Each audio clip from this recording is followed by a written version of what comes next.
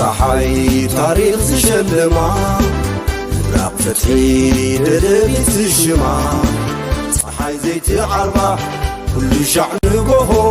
ባይሰመት ከልሚድያ ደደቢት እንሆ ምስረታ ሃገረ ትግራይ ዝረጋገጽ ብእን ምስርተን ትካላት ትዕበር ኣማዕዲና ብንርኤን ናይ ዓዲ ሃገር ትካላት ይኾና ሃየ ትካልና ንሓግዝ ዘመት ዝዓመመት ውራይ ስለዚ ደደቢት ክትዕንበብን ክትዓቢን ሽርሕል ፀላትና ክፅልምትን ደደቢት ንሓግዝ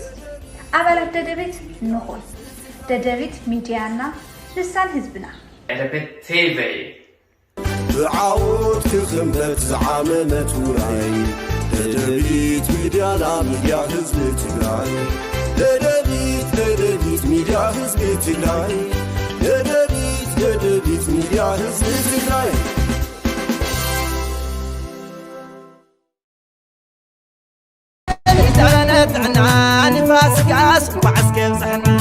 ናይለም ዘበን ፋሲካ ዝገርም ድርብ ደስታ እትዋንኡ ጎይታና መድኃኒና ኢየሱስ ክርስቶስ ዝተንሰአሉ ናይ ትንሳኤው ዳመት እትኻላይ ወሐስ ሪል ስቴት ኣብ 5 ወርሒ ዘውጽሕሞ ሳይት እንዳኺዳና ምህረት ጽልሑ ባኸለኹም ሓጎስ ዘይቀሪ ራእይዎት ናይ ዓዲ ሓውን ሰሊጡ ትበዓል 10 ደብሪ ካሊኡ ውህብቶ ፋሲካ ውን እንሄናም ኣብ ሓጺር ጊዜ ዝተጀመረም ኣብ ዓይኒ ቦታ ኣፍታ ምውቕት ከተማ እንዳስላሰ ሽረ ሓመድ መሲሉና ሙኹዓት ምስ ጀመርናዮ ብታሕቲ ሓጺን ዝኾነ ኸውሒ ጸኒሑም ግን ዋሕስ እንታይ ይዓግተና ዘውፃና ምሰውፃናሉማ ኸምዚ ኢሉ ተፈንፂሑ ሕዝማ ኸይዱ ሰሊጡ ጫማ ወፂኡ ኣብዚ በፂሑ ስላሰ ዓደይ ስላሰ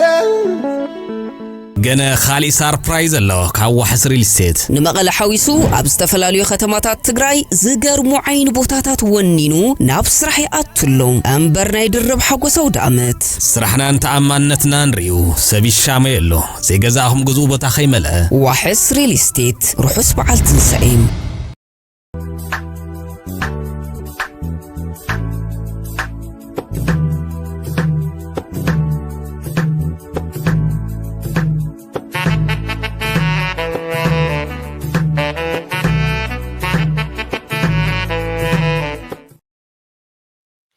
سلام تعني أبلي كبرات بيت سب ددبيت ميديا كمون تخاتلتي مدب كواخم نواخم ببذلهم معدي ساعات القطاطرة سلام تكونوا لنا منه ددبيت ميديا بس ساعتين نقربوا مدب كواخم نواخم حيزنا قريبنا لنا سنة صنيحكم مدلوات نتكافلوا ادمان ايو نافتو فلا ما يمدلاو كوسدكم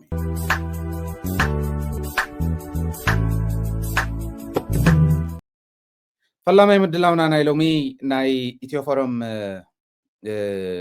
استزابع مردعتا إتيو فورم زحلفو زعواتي بيليفن حزب تግራይን زحلفو تنتانه أملكتنا ملسخن هب خمزل الناس لستردانا بزحات تخطاتلتي مدبناون ازيس ملسخ وهاو خل اللو صره حزب تግራይ صره ውድባት ትግራይ صره ውዳበታት ትግራይ ዝኸይድ ዘሎ ስለ ዝኾነ ንህዝብ ትግራይ ናብ ፈተና ንምእታው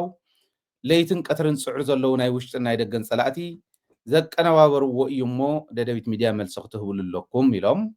ብዙሓት ክሓቱና ውዒሎም ሓዲሮም ኣለው ነዚ መልክትና ንሕና እውን ብርዲእትና ልክዕ መልሲ ክንህብ ክንምኩር ኢና ቅድሚ ናፍቱ መልሲ ምእታወይ መላእ ህዝቢ ትግራይ ክፈልጦ ዘለዎ ኣብ ደገነ ውሽጥን ዘሎ ትግራዋይ ክፈልጦ ዘለዎ ሓደ ሓቂ ኣሎ ጸላእትና ዋና ክእለቶም ሚድያ እዩ ጸላእት ህዝቢ ትግራይ ዋና ክእለቶም ኣብ ፕሮፓጋንዳ እዩ ተቃሊሶም ህዝቢ ትግራይ ዘሽንፎ ኣይኮኑን ተቃሊሶም ህዝቢ ትግራይ ክብድሁ ዝኽእሉ ኣይኮኑን ዋና ክእለቶም ሚድያን ፕሮፓጋንዳን ስለ ዝኾነ ሚድያን ፕሮፓጋንዳን ተጠቂሞም ህዝቢ ትግራይ ንምብስባስ ለይትን ቀትርን ምፅዓሮም ይተርፍን ታክእለቶም ንሳ ስለ ዝኾነ ይምፅን ደሞ ናፍታ ሜዳ ኢልና ኣብ ሜዳ ክንወርድ ከለና ህዝቢ ትግራይ ንሶምን ክገጥሙ ከለው ዘለዎ መፈላላይ ዝኣክል ኣብ ሚድያ ኣፈላላይ ኣለና ኣፈላላይና ኣንዊሕኻ ዘይምሕሳብ ዝፈጠሮ ኣፈላላይ እዩ ዝብል እምነት ኣለኒ ከመይ ንኣብነት ናይ ኢትዮ ፎረም ተኸታተልትን ናይ ኢትዮ ፎረም መወልትን ተጋሩ እዩ ንኢትዮ ፎረም ጥራሕ ኣይኮነን ነቶም ሕዚ ተመሊሶም ንህዝቢ ትግራይ ዝቃለስዎ ዘለው ደርግን ደቂ ደርግን መዊሎም ሚድያ ንኸቋቁሙ ዝገበርዎም ተጋሪኦም ኢትዮ ሰላም ዝበሃል ሓደ ሚድያ ኣሎ ሓደ ወዲ ደርጊ ዝመርሖ ሓንቲ መዓልቲ ጽብቕቲ እንተተዛሪቦም ኣኸለ ህዝቢ ትግራይ ከም ዘለዎ ውፅኢዎም እሞ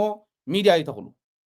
ባዕልና ብዝተኸልናዮም ሚድያታት ንኽንብላዕ ዋና መንገዲ ከፋቲ ናይ ባዕልና ተሓሳስባ እዩ ማለት እዚ ክንርድኦ ክንክእል ኣለና ካሊእ ትረፍ ከም ሃይል እንተዝኾን ናልዋሽ ሓደ መዓልቲ ኣብ ደገነ ውሽጥን ዘሎ ህዝቢ ተረዲእኒ ሚድያና ናይ ባዕልና ፍጹም ናይ ህዝቢ ዕላማ ዘይስሕት ህዝባዊ ዕላማ ዘለዎ ለይትን ቀትርን መስዋዕትነት ከፊሉ ንህዝቡ ዝሕሉ ሚድያ ናይ ባዕልናስ ከመይ ዝበለ ሚድያ እዩ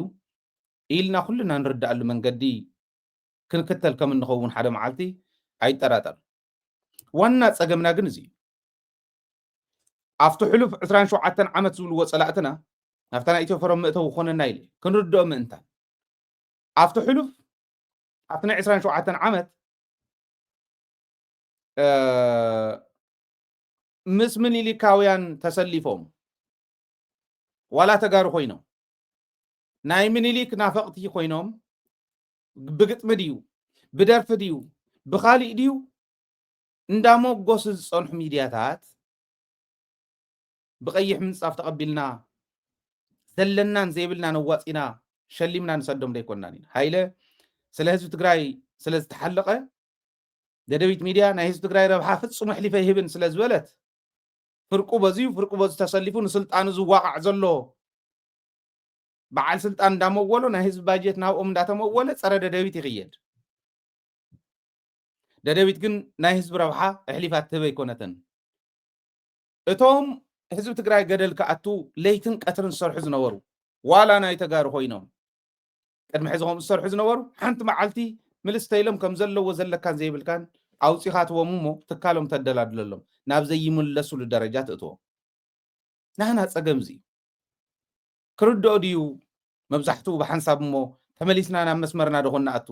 ናይ ባዕልና ትካላት ደኾን ንዕቢ ንሕና መዓልታዊ ደይኮንና ንልምን እሞ ንህዝቢ ኣገልግሎት እሞ ከዓ ቴሌቭዥን ጣብያ ሒዝና ዩቱብ ተዝኾነ ይመለመና እንታይ ዘልምን ኣለና እዚ ምርዳእ ዝኣበየ ማሕበረሰብ ስለ ዘለና ሎሚ ብየማን ጽባሕ ብፀጋም እንዳወሉ ከም ድላዮም ተቐለዱልና ዝንወር ኣይኮነ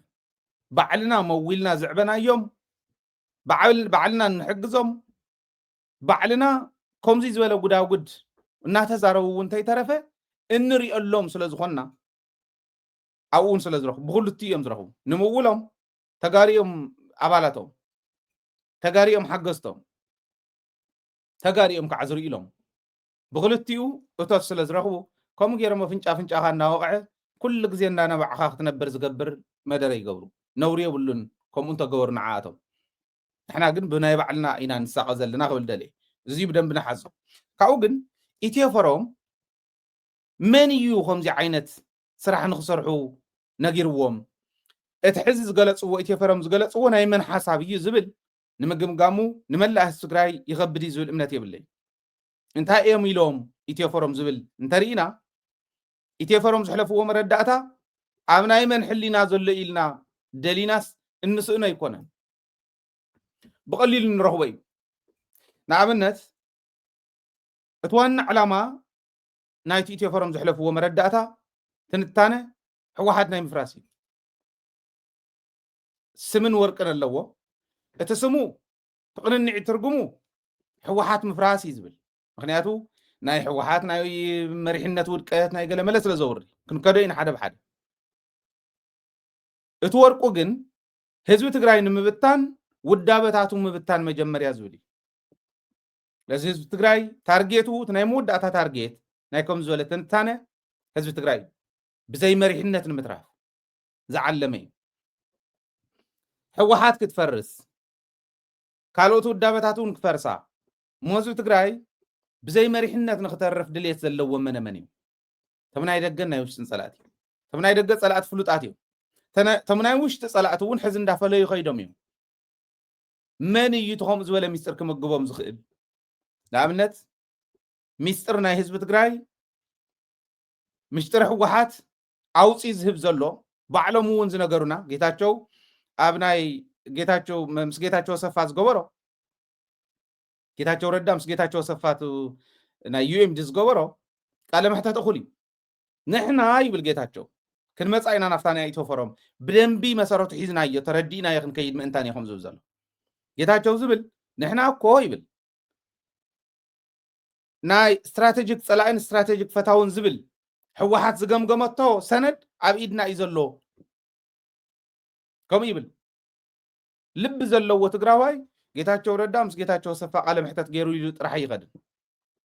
ጌታቸው ረዳ ዝፈልጠን ሚስጥራት ኩለን ስትራቴጂክ ፀላእ ናይ ህወሓት እከለ እሞ ወይ ንባዕልነት ስትራቴጂክ ፀላእ ዝተባሃለ እውን ኣብነት ብልፅግና ስትራቴጂክ ፀላእ ክኾን ይኽእል እዩ እውን ስትራቴጂክ ፀላእ ኢኻ ኢልና ገምጊምና ካስ ኣብ ናይ ህወሓት ናይ ቃልሲ መስመር ስትራቴጂክ ፀላእ ተባሂልካ ተፈሊኻ ኣለኻ ኢሉ ኣማኻሪኡ እውን ስለ ዝኾነ ባይዘወይ ትማሊ ተገላይ ሓጎስ ዝብለ ዝነበረ ነይሩ በብሽሞም ንፀዋዕ እዮም ኢሉ እንታይ ማለት እዩ ጌታቸው ረዳ ጥራሕ ተይኮነ ሽመቱ እውን ኣይንግደፈሉ ናይ ጀኖሳይደር ኣብይ ኣሕመድ ናይ ቀርኒ ኣፍሪካ ፍሉይ ኣማኻሪ ጌታቸው ረዳ ኣማኻሪኡ ስትራቴጂክ ፀላኢ ናይ ህወሓት ስትራቴጂክ ፀላኢ ናይ ህዝቢ ትግራይ ኢኻ እሞ በዚ ጌርካ ክተጥፍኦ መለካ ኢሉ ከማኽሮ ይቆፂርዎ ዘሎ ከምዚ ዝበሉ ሰባት ኣብ ሚድያ ወፁ ባዕሎም ኣብ ኢቨንት ተረኸቡ ብዘየግድስ ፀላእቲ ህዝቢ ትግራይ ኮይኖም ስትራቴጂክ ፀላእን ስትራቴጂክ ኣላይን ናይ ትግራይ ፈልዮም እዚ እዩ ናቶም እሞ በዚ ጌርካ ተቃለሶም ኢሎም ከማኽሩ ዝተቆፀሩ ሰባት ንዓና ዝነግሩና ኣይህሉን ኳዳስ ንኸም ኢትዮ ፎረም ዝበሉ መረዳእታ ሂቦም ሰለስተ ነገር ኣገጣጢምኩም ተሪኢኹሞ ናይ መን ምዃኑ እዚኡ ክትፈልጥዎ እዮም ናይ ኢትዮ ፎረም ጻድቃን ዝበሎ ጻድቃን ህወሓት ናይ ምፍራስ ህወሓት ስትራቴጂክ ሊደርሽፕ ጉድለት ከም ዘለዋ እቲ ኩናት ንሳ ከም ዘምፃቶ ገለመለ ጻድቃን ዝዛረቡ እዚ ኢትዮ ፎረም ዋና ሶርሶም ጻድቃን እዩ ማለት ይሓደ ጌታቸው ኣብዘን ለምቅነ ኣብ ዩቱባት እናወፀ ዝልፍልፈን ዘሎን ኣብ ትዊተር ዝለጠፈንን ኣብ ፌስቡክ ዝልጥፈን ዘሎን አክቲቪስት እንዲተቀይሩ ናቱ መንጨብጨብትን ናይ ጻድቃን መንጨብጨብትን ፕላስ ጌታቸውን ጻድቃንን ባዕሎም ዝብልዎ ዘለው ተንሕዚ ኢትዮ ፎረም ዝበለን እዩ ፀረ ህወሓት ዝኸደን እዩ ህወሓት ኣብዚ ሕዚ እዋን ኣብ ምንታይ ይርከብ እሞ እቲ ሕዚ ኢሎሞ ዘለው ብርግፅ መልሲ ሂቦም እዮም ኣብ ናይ ህወሓት ናይ ቲፒኤልኤፍ ፔጅ ርኢ ኣለኹ መልሲ ከምኡ ጥራሕ ግን ኣይኮነን ሓደ ብሓደ እዚአን ክንከደን ኣለና ኣነ ሃይለ ስለ ዝተዛረብኩ ሕዚ መላእ ህዝቢ ትግራይ ብደገን ውሽጥን ዘሎ ተረዲእዎስ ሚድያና እዚ እዩ ኢትዮ ፎረም ዝበሃል ኩሉ ግዜ ናይ ፀላኢ ወረን ዳውረ ክንድግፎ ዝደለየና እሽሩሩ ይብለካ ደጊፍካዮ ዝኣኽሎ ምስ ሓዘ ስካዕቲ ናብቱ ድጋፍ ዝጠልበሉ ዝኣቱ ደንብ ገይሩ ይልሕፀካ ትርጉም ዘለዎ ኢምፓክት እንዳሕደሩ ኔጌቲቭ ኢምፓክት እንዳሕደሩ እዮም ዝኸዱ ዘለዉ እዚ ምዃኑስ ክርድኦ እዩ ህዝቢ እሞ ኣይ ሓቅኻ ክብለኒ ኢለ ኣይኮነን ነገር ግን ንታሪክ ዝኽእመጥ እዩ ሃይለ ዝሰርሖ ዘለኹ ደይሊ ክንሰርሕ ከለና ስኢልና ኣይኮነን ኣርካይቭድ ኮይኑ ክእመጥ እዩ ፅባሕ ንጎ ናይ ፅባሕ ትውልዲ ንሃይለ ብሕማቅ ዲ ብፅቡቅ ክግምግሞ እዩ ይፅናሓሎም ግነውቲ ሓቂ ሓቂ ክሒዱ ዝኸይድ ንሃይለ ይክፈትዎን ከምቶም ሕዚ ፀረ ሃይለ ፀረ ደደቢት ዝኸዱ ዘለዉ ሓቂ መርገፂ እየ ኢሉ ንዝኸይድ ግለሰብ ይኹን ትካል ግን ደደቢት ሕሩይ እዩ ደደቢት ምርጩ እዩ ንኺድ ሓደ ብሓደ ንረኣየን ተዋና ዓላማ ህወሓት ናይ ምፍራስ ኢሉ ኣለኹ ኣብ ትግራይ ዝተጀመረ ኩናት ብናይ ህወሓት ሕመቕ እዩ ይብል ህወሓት እያ ጀሚራቶ እቲ ኩናት ንክጅመር ዝገበረቶ ህወሓት እያ ይብል ሓደ ነጥብ እሱ እዩ ቅድሚ ሕዚ እንዳተንተናየ ዝመፀና ጉዳይ እዩ ኣብ ትግራይ ሕዚ ዝተፈፀመ ጀኖሳይድ ሻምናይ ጀኖሳይድ እዩ ኢናል ኣይኮነን ሻምናይ ጀኖሳይድ እዩ ቆፂርናዮም ኢና ወለዶታት ትግራይ ክትሕዝዎም እዚ ሻምናይ ጀኖሳይድ እንብሎ በዓል መን እዮም ቶም ሸውዓተ ካብኡን ላዕሊ እዩ እቲ ብግልፂ ናይ ጆኖሳይድ ትርጉም ክረኣየሉ ዝኽእል ብደንብ እንተቐሚጥኩሞ this is genocide ኢሉ ማንም ሰብ ከኣምነሉ ዝኽእል ግን ናይ ዮዲት ጉዲት ናይ ግራኝ ኣሕመድ ናይ ዘርኣይ ያዕቆብ ናይ ደጃት ውቤ ናይ ምኒልክ ናይ ሃይለ ስላሴ ናይ ደርጊ 7 እዮም እዚኦም ፕላስ ናይ ዝናይ ሕዚ ደርጊ እንተሪኢኹሞ ናይ ኣብይ ኣሕመድ 8 ግዜ ጆኖሳይድ ተፈፂሙልና ኢለ እየ ዝኣምና ዘንበበ ሰብ ንእሽትላን ኮንሽስሊ ነገራት ዝርኢ ሰብ እዚኦም ግልፂ እዮም እዚኦም ሕወሓት ስለ ዝነበረ ድዮም ተፈጢሮም ሕወሓት ነይሩ ዲ ብዘመነ ዘርኣይ ያዕቆብ ደቂቀ እስጢፋኖስ ዓለም ዘስካሕካ ሕዚ እኳ ክዛረቦ ከለኹስ ንዓይ እውን ዘስካሕካሕኒ መከራ ክበፅሖም ከሎ ሕወሓት ድያ ምፅያቶ ናይ ሕወሓት ይኹን ናህና ናይ ኢሊት ትግራይ ፀገም ዝኸውን እዞም ፀላእቲ እዚኦም መስኮት እንተረኺቦም ሸላኹ እንተረኺቦም ህዝቢ ትግራይ ካብ ምጥፋእ እንድሕሪተ ይብሉን እሞ ሸላኹ ከይንፈጥር ኢሉ ዝኸይድ ሓድነቱ ዘጠናኽር ነኳል ዘይርከበሉ ሓድነት ህዝቢ ንክህሉ ዝገብር መሪሕነት ክህሉ ኣለዎ እዚ ዘይምግባርና ጎደሎና እዩ ናይ ሕወሓት ጥራሕ ኣይኮነ ናይ ሃይለ እውን ናይ ተኻሊእ ኢሊት ይበሃል እውን ጎደሎ እዩ እዚ ትጎደሎ ተዝገርም ሕወሓት ክትፅረፍ እንተኮይና ከምኡ ዝበለ ወለዶ ዘይፈጠረት ንምንታይ ካሊእ ተሪፉ ሰብ ሰነዶም ኣሎ ኣብቲ ናይ ሕወሓት ፕሮግራም ትሪእዎ ኢኹም ፀላእቲ ህዝቢ ትግራይስ አይ ቲንክ ፔጁ ረሲዑ ኣለኹም እምበር ፀላእቲ ህዝቢ ትግራይ ዘጥፍኡሉ እንደም ታሪኻውያን ፀላእቲ እዩ ዝብሎም ታሪኻውያን ፀላእቲ ህዝቢ ትግራይ ዘጥፍኡሉ መንገዲ እንተረኺቦም መስኮት እንተረኺቦም ህዝብና ከም ዘለዎ ከጥፍኡ ንድሕሪተ ይብሉን እሞ ኩሉ ግዜ ንቑሕ ዋርድያ ዝኾነ ትውልዲ ክንፈጥር ኣለና ፕሮግራሞም ይኸብ ዝብል ናይ ቲፒኤልኤፍ ፕሮግራም ከምኡ እዩ ዝብል እዚ ዘይተግበርዎ ንምንታይ ዝብል ክንሕዞ ንኽእል ኢና ሕወሓት ዝፈጠረቶ እዩ እቲ ጀኖሳይድ ምባል ግን ምናልባሽ ናይ ኢትዮ ፎረም ጥራሕ እውን ዘይክኾን ይኽእል እዩ ከምኡ እዮም ኢሎም ሕጂ እኮ መንጨብጨብቲ ናይ ጌታቸው ኮነ ናይ ጻድቃን ሕወሓት ካብቶም ጀኖሳይደራት ሓንቲ እያ ኢሎም ይቕምጡ ትድንቁርና ኣብዚ እዩ ዝጅምር ንባዕልካ ተመሊሱ ዝሓተካ ከም ምዃኑ ባዕልካ ጀኖሳይደር እንተኾንካ ኣብ ውሽጥኻ ዘሎ ጀኖሳይደር እንተኮይኑ ደኣ ጀኖሳይድ ኣውፂሕለይ እከለይልካ ክትዛረብ ሞራል ኣለካ ዲ ንኽብሉካ ኢኻ ትገብር ዘለካ ሕወሓት ዝፈጠረቶ የለን ሕወሓት ተኸላኺላ ሕወሓት ተኣምራዊ ዝኾነ ጅግንነት ፈፂማ ሕጂ እውን ኣብዚ ዝሓለፈ ዘይከሓድ እዩ ሓቂ ክሒድካ ናብቲ ወፅሐ ይብልካ ሓቂ ባዕሎም መሬት ይዛረብ ሕወሓት ህዝቢ ኣይከሓደትን ብልፅግና ክኾኑ ይኽእሉ ነይሮም ናብ ኣብይ ኣሕመድ እንዳሰገዱ ስልጣኖምን ካሊኦምን ከምቲ ጌታቸው ኮይኑዎ ዝኒሄ ባዕሉ እውን ዝብሎ ዝነበረ ክኾኑ ይኽእሉ ነይሮም ኣይገበርዎን ህዝብና ደኒኑ ዝነበረ ኣይኮነን መስዋዕትነት ኣይተርፍን ክትሓልፍ ኢኻ ኩልኻ ተስዓቢኻ ድዩ ተስማይና ሰተኻ ተሰርኒቕካ ድዩ ተስተዓንቂፍካ ድዩ ክትሞት ኢኻ ጅግንነት ፈፂሞም ዝሓለፉ ጅግንነት ፈፂሞም ኣካሎም ዝገበሩ ነዚኦም ምልዓልን ዘይምልዓልን ናህና እዩ ንሕና ኢና ንሓምቕ ዘለና እምበርቶም ጅግንነት ፈፀሙ ፀላእቲ ዝመለሱ ኩሉ ግዜ ጀጋኒ እዮም ሓወልቲ ህዝቢ ትግራይ ሕዚ እዚዩ ኣሚኖም ህዝቦም ኣሚኖም ንሕና ህዝብና ነመሓድር ብናይ ህዝብና ፍቓድ እምበር ንሕና ብዝደለናዮ ንዓና ብዝጥዕመና ቪኤት ክንደይ ቪኤት ንረክብ ክንደይ ናይ ዝኣክል ናይ ሱት ገንዘብ ንረክብ ጅባና ክንደይ ናይ ዝኣክል ክሃጥር ይኽእል ኢሎም ዝኸዱ እንተዝኾኑ ነይሮም ኣብኡ መተረፉ ሕወሓት ክባር ዋጋ ዝኸፈለት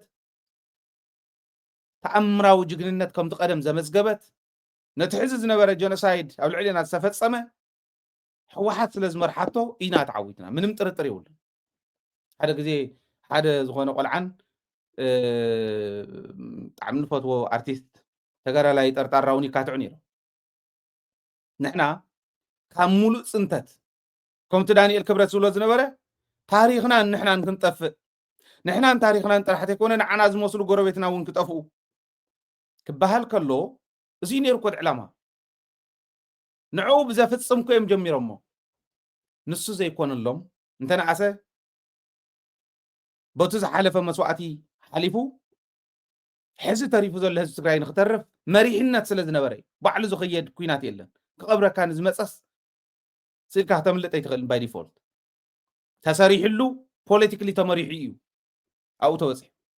ርግፅ እዩ ዕሪና ክነሽንፍ እናተገባእና ብጓሌቶኦም ጎቲትና ፕሪቶሪያ ከም ዘይብፃሕና ተመሊስና ናብቲ ሕዚ ከይድ ኣቲናዮ ዝኔና ከም ሽንቲ ጊመል እንድሕሪት ክንምለስ ገይሮምና እዮም በዓል ጌታቸው በዓል ጻድቃን ኣብ ፕሪቶሪያ ትሒዞም ዝሰርሑ ሰባት እዮም እቲ ጅግና ህዝቢ ግን ምስ ደቁ ተቃሊሱ ምስ ትካላቱ ከም ደደቢት ምስ ዝበላ ተቃሊሱ ፋሕፋሕ ኣቢልዎም ነቶም ፀረ ህዝቢ ዝመፁ ስለዚ ሕወሓት ዝጀመረቶ ኩናት የለን ብሕመቕ ሕወሓት ዝተፈፀመ ጀኖሳይድ እውን የለን ብሕመቕ ኩልና እዩ ሕወሓት ከም ውድብ ናይ አንበሳ ብፅሒት ክትወስድ ትኸውን ሕመቕና እንታይ እዩ ንፈልጦም ኢና ክበልዑና ዝኽእሉ ምዃኑ ንፈልጦም ኢና ብህዝቢ ትግራይ ዘይድቅሱ ምዃኑ ንፈልጦም ኢና ታሪክን መሬትን ህዝቢ ትግራይ ዝደልዩ ምዃኑ ንፈልጦም ኢና ትካዕ ቀይሕ ባሕሪ ዝሓልሙ ምዃኑ ነዚ ዝኸውን መልሲ ቅሚጥና ደፀኒሕና ብላዕሊ እውን ክመፁና ዝኽእሉ ምዃኖም ፈሊጥና እንተስ ብሰላም እንተስ ብኻሊእ ክፍታሕ ዝግብኦ ክንፈትሕ ደኽኢልና ኣይገበርናዮም ፀገምና ይኩልና እዩ ማለት ሕወሓት እያ ዝብልዎ ሕዚ ግን ብናይ ሕወሓት ሕመቕ ጀኖሳይድ ተፈፂሙ ማለት ህዝቢ ንሕወሓት ንምንፅፃል ኣይከኣልን ኣይትሞክርዎ ህዝቢ ትግራይ ንሕወሓት ብሽማ ኣይኮነን ዝፈልጣ ኮስኪሱ ዝዕበያ ልክዖም ትቆልዓ ሽንቱን ካሊኡን ሓፂብካ ትዕብዮ ገና ካብ ቁልዕነታ ካብ ጨቕላነታ ኣብ ውሽጢ ህዝቢ ትግራይ ተወሊዳ ብህዝቢ ትግራይ ተኮስኪሳ ዝዓበየት ውድብ እያ ዳስዋይ ክፅግሞም ከሎ ናብ ወለዶም ዝኸዱ ናብ ህዝቦም ዝወርዱ ስለዚ ሕወሓት ዝስተኻኸል ነገር ኣለዋ ድኽመት ኣለዋ ከም ውድብ ንህዝቢ ትግራይ ብዝምጥን መንገዲ ድዮም ዝኸዱ ዘለው ክንሪኦ ንኽእል ኢና ስር እውን ክመሓየሽ ዘለዎ ነገር ኣሎ ኩሉ ግዜ ኢምፕሩቭመንት ክህሉ ስለ ዘለዎ ከም ውድብ ዘምፃቶ ጀኖሳይድ ግን የለን ክባር ዋጋ ከፊላ ከም ውድብ ህዝባ መሪሓ ተኣምር ሰሪሓ ኣብ ዓለም ስኢሉ ኣይኮነን መፅዩ ተመሪሑ እዩ መፅዩ ሎጂስቲክስ እኮ ኒያኮ በጀት ዝመፀ ይህብ ነይረ 8 ሚልዮን 6 ሚልዮን ዶ ይብል ነይሩ ጌታቸው ባጀት ኣብ ዘይብሎም ነቲ ሰራዊት ንሱ ዝኣክል ባጀት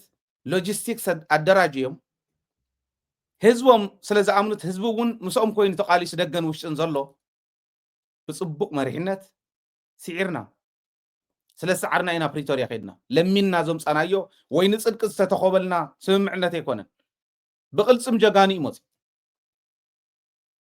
እዚ ዘይፈልጥ ደንቆሮ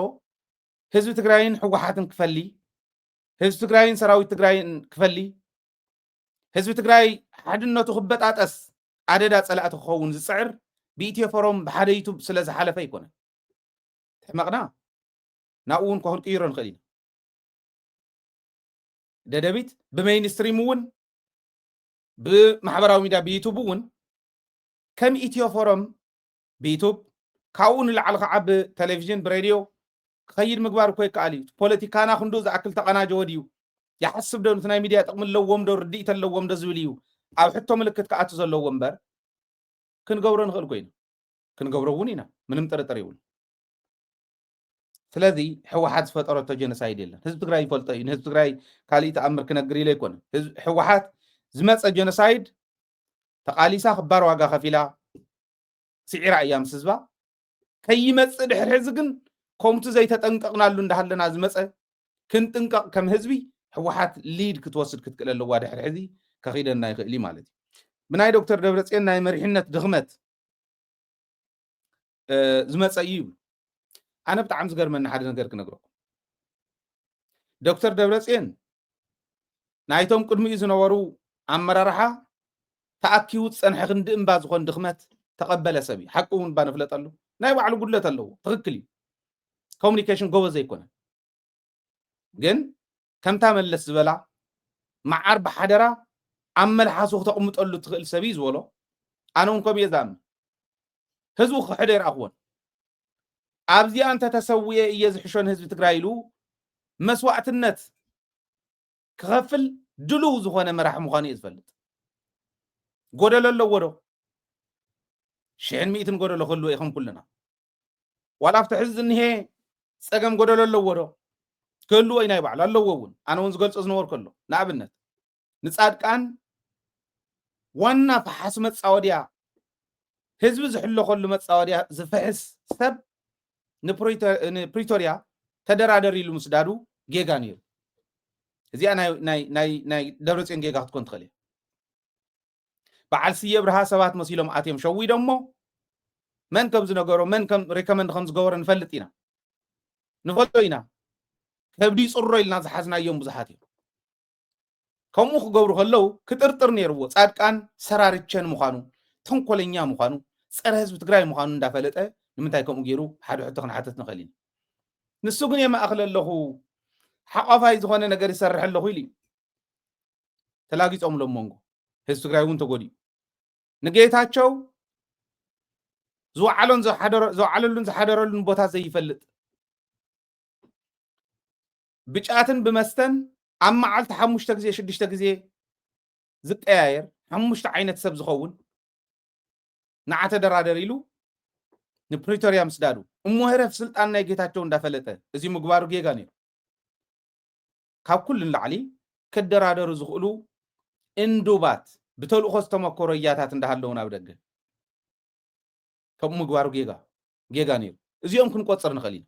ብዙሓት ከምኡ ዝበሉ ክንቆፅር ንኽእል ኢና ኣፍታ ጀኖሳይድ ግን ብድኽመት ደብረፅዮን ዝመፀ እቲ ጀኖሳይድ ኖ ሓደ ግዜ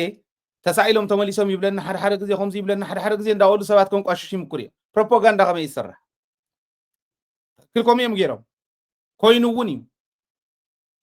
ሰራዊት እንተመፅዮምስ ንሕና ዝነበረና ፀጊና እውን ክንቃለስ ኢና ማለት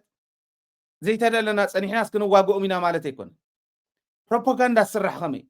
ሞ የብልናን ሞ ከይትወግና በጃኹም ስለ ማርያም ዲና ክንብሎም ነይርና ከምኡ ዲ ክብል ነይርዎ እንታይ ክብል እዮም ፅበይዎ እዩ እኮ ልብ በል ኢሳት ዝበሃል ሓደ ሚድያ 95% ን5 ኢሉ ክፈርደልና ከሎ ጀኖሳይድ ክእውጀልና ከሎ 97 ኣብ 2007 ከምኡ ክብል ከሎ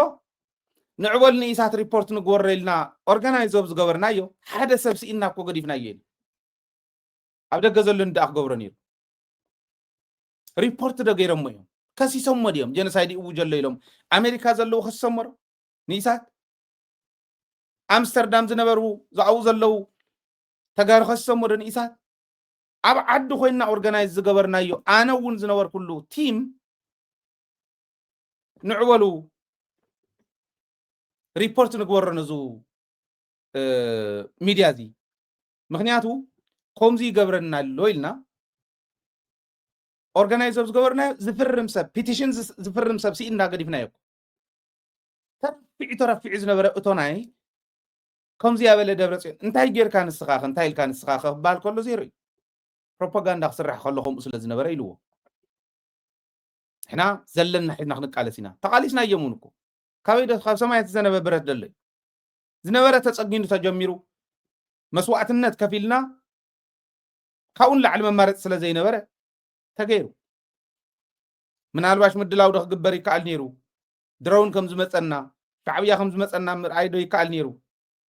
ባይዘወይ ኣብ ማለት ኣብኡ ዝነበርኩም ኣብቲ መድረክ ዝነበርኩም ተስታውስዎ ኢኹም እዚ እውን ሓቂ ክነግሮን ህዝቢ ትግራይ ሻዕብያ ክመፀና ይኽእል ኢሉ ዘቕረበ ደብረፅዮን ነይሩ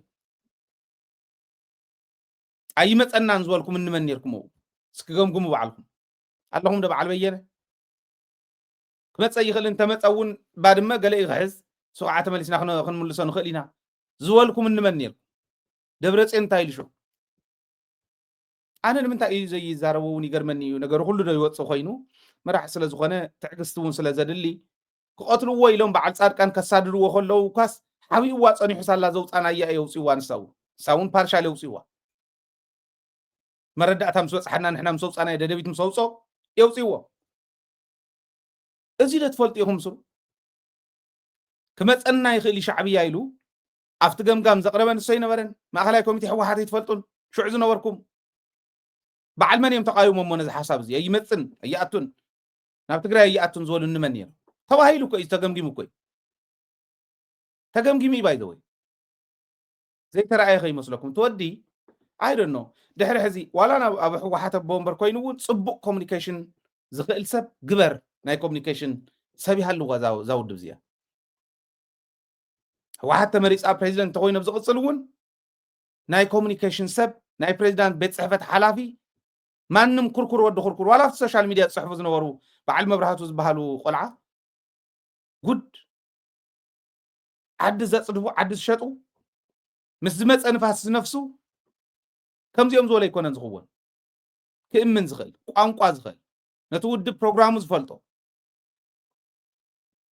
ሰብ ይኽኣቱ ዘሎ እዚኦም ክትገብሩ ዘለኩም ማለት እዩ ትመረፅ ኣብ ቀረባ ክግበር እዩ ብዝብል ተስፋ ክኸዶ እንድሕር ኮይነ ስለዚ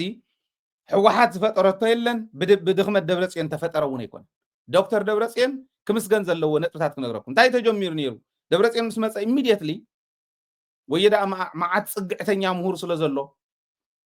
ንፅግዕተኛነት ተጠቂሞምሉ ናብ ደብረፅዮን ቅርብ ናብ ዶክተር አብርሃም ቅርብ ንምባል ድሕሪኡ ኣብዚኣ ደኾን መሬት ኣብዚኣ ደኾን ኢንቨስትመንት ናብ ዝብል ቀይርኩሞ እንቱም ልያቡ ምሁራን ኢና ባህልቲ እምበር ተፀዊዕና ኮይና ንዑ ድራፍት ሒዝኩም ንዑ ኮንፈረንስ ይገበር መንግስቲ ትግራይ ክሕግዘኩም እዩ ንዑ ተባሂልና GSTS ከም ውዳበ ተቆፂሩ ከም ማሕበር ተቆፂሩ ሕጂ ንኻሊእ ፖለቲካዊ ጥቕሚ ክጥቀምሉ ተስፋ ጌርና ንሕና እውን ዋላቱ ኣካይዱ ጌጋ እንተነበረ ክንዕርዮ ኢና ልና ተስፋ ጌርና ኣቲና ፅሒፍና ደይከድናን ኢና ኣነ ብሞያይ ሳላ ዶክተር ደብረፅዮን ፀዋዓና እየ ዝብል ዘሎ ሒዝኩም ንዑ ናይ ሃገር ፖሊሲና ናብ ክልላት ክወርድ ከሎ ኣብ ክልል እውን ነቲ ክልል ዝመስል ኮይኑ ክስራሕ ስለ ዘለዎ እስኪ ሒዝኩም ንዑ ናይ ማይ ናይ አግሪካልቸር ናይ ካሊ ናይ ማዕድን ናይ ካሊ እናተባሃለ ኩሉ ተታሒዙ ኮይኑ ኣነ ዝመርሖ ዝነበርኩ ናይ ማይ ቲም ናይ እስራኤል ናይ ማይ ፖሊሲኦም ገምጊምና ወተር ሶርስ ማኔጅመንት ዴቨሎፕመንት ኤንድ ማኔጅመንት ፖሊሲ ማለት ናይ ሲንጋፖር ገምጊምና ናይ ኣውስትራልያ ገምጊምና ናይ ካልኦት ዓድታት ገምጊምና ሪቪው ጌርና ምስ ናይ ትግራይ መልክዓ ምድሪ ምስ ናይ ትግራይ ናይ ተፈጥሮ ሃፍቲ ናይ ማይ ሃፍቲ እንተሎ ኤርትራ እውን ሓዊስና ክሮስ ባውንደሪ ዝኾነ ኣክፈራት ስለ ዝነበሩ ክሮስ ባውንደሪ ዝኾኑ ሪቨርስ ስለ ዘለው እዚ ብምሉእ ገምጊምና ሒዝና ኸድና ጣዕሚ ፅቡቅ ብዝኾነ መንገዲ ኣብ ዓዲ ዝነበሩ ኣብ ደገ ዝነበሩ ናይ ማይ ምሁራን ሓቢርና ከፊልና ገምጊምና እዮም ከምዚ ደይገበርና ኒና ትዝገርም ግን ክነግረኩም ለምኸውፆ ማለት ጠቃሚ ስለ ዝኾነ እከለ ስለ ዘይብል ብዙሕ ሚስጥረ ይኸውንን ግን እንታይ ኣጋጢሙና ይመስለኩም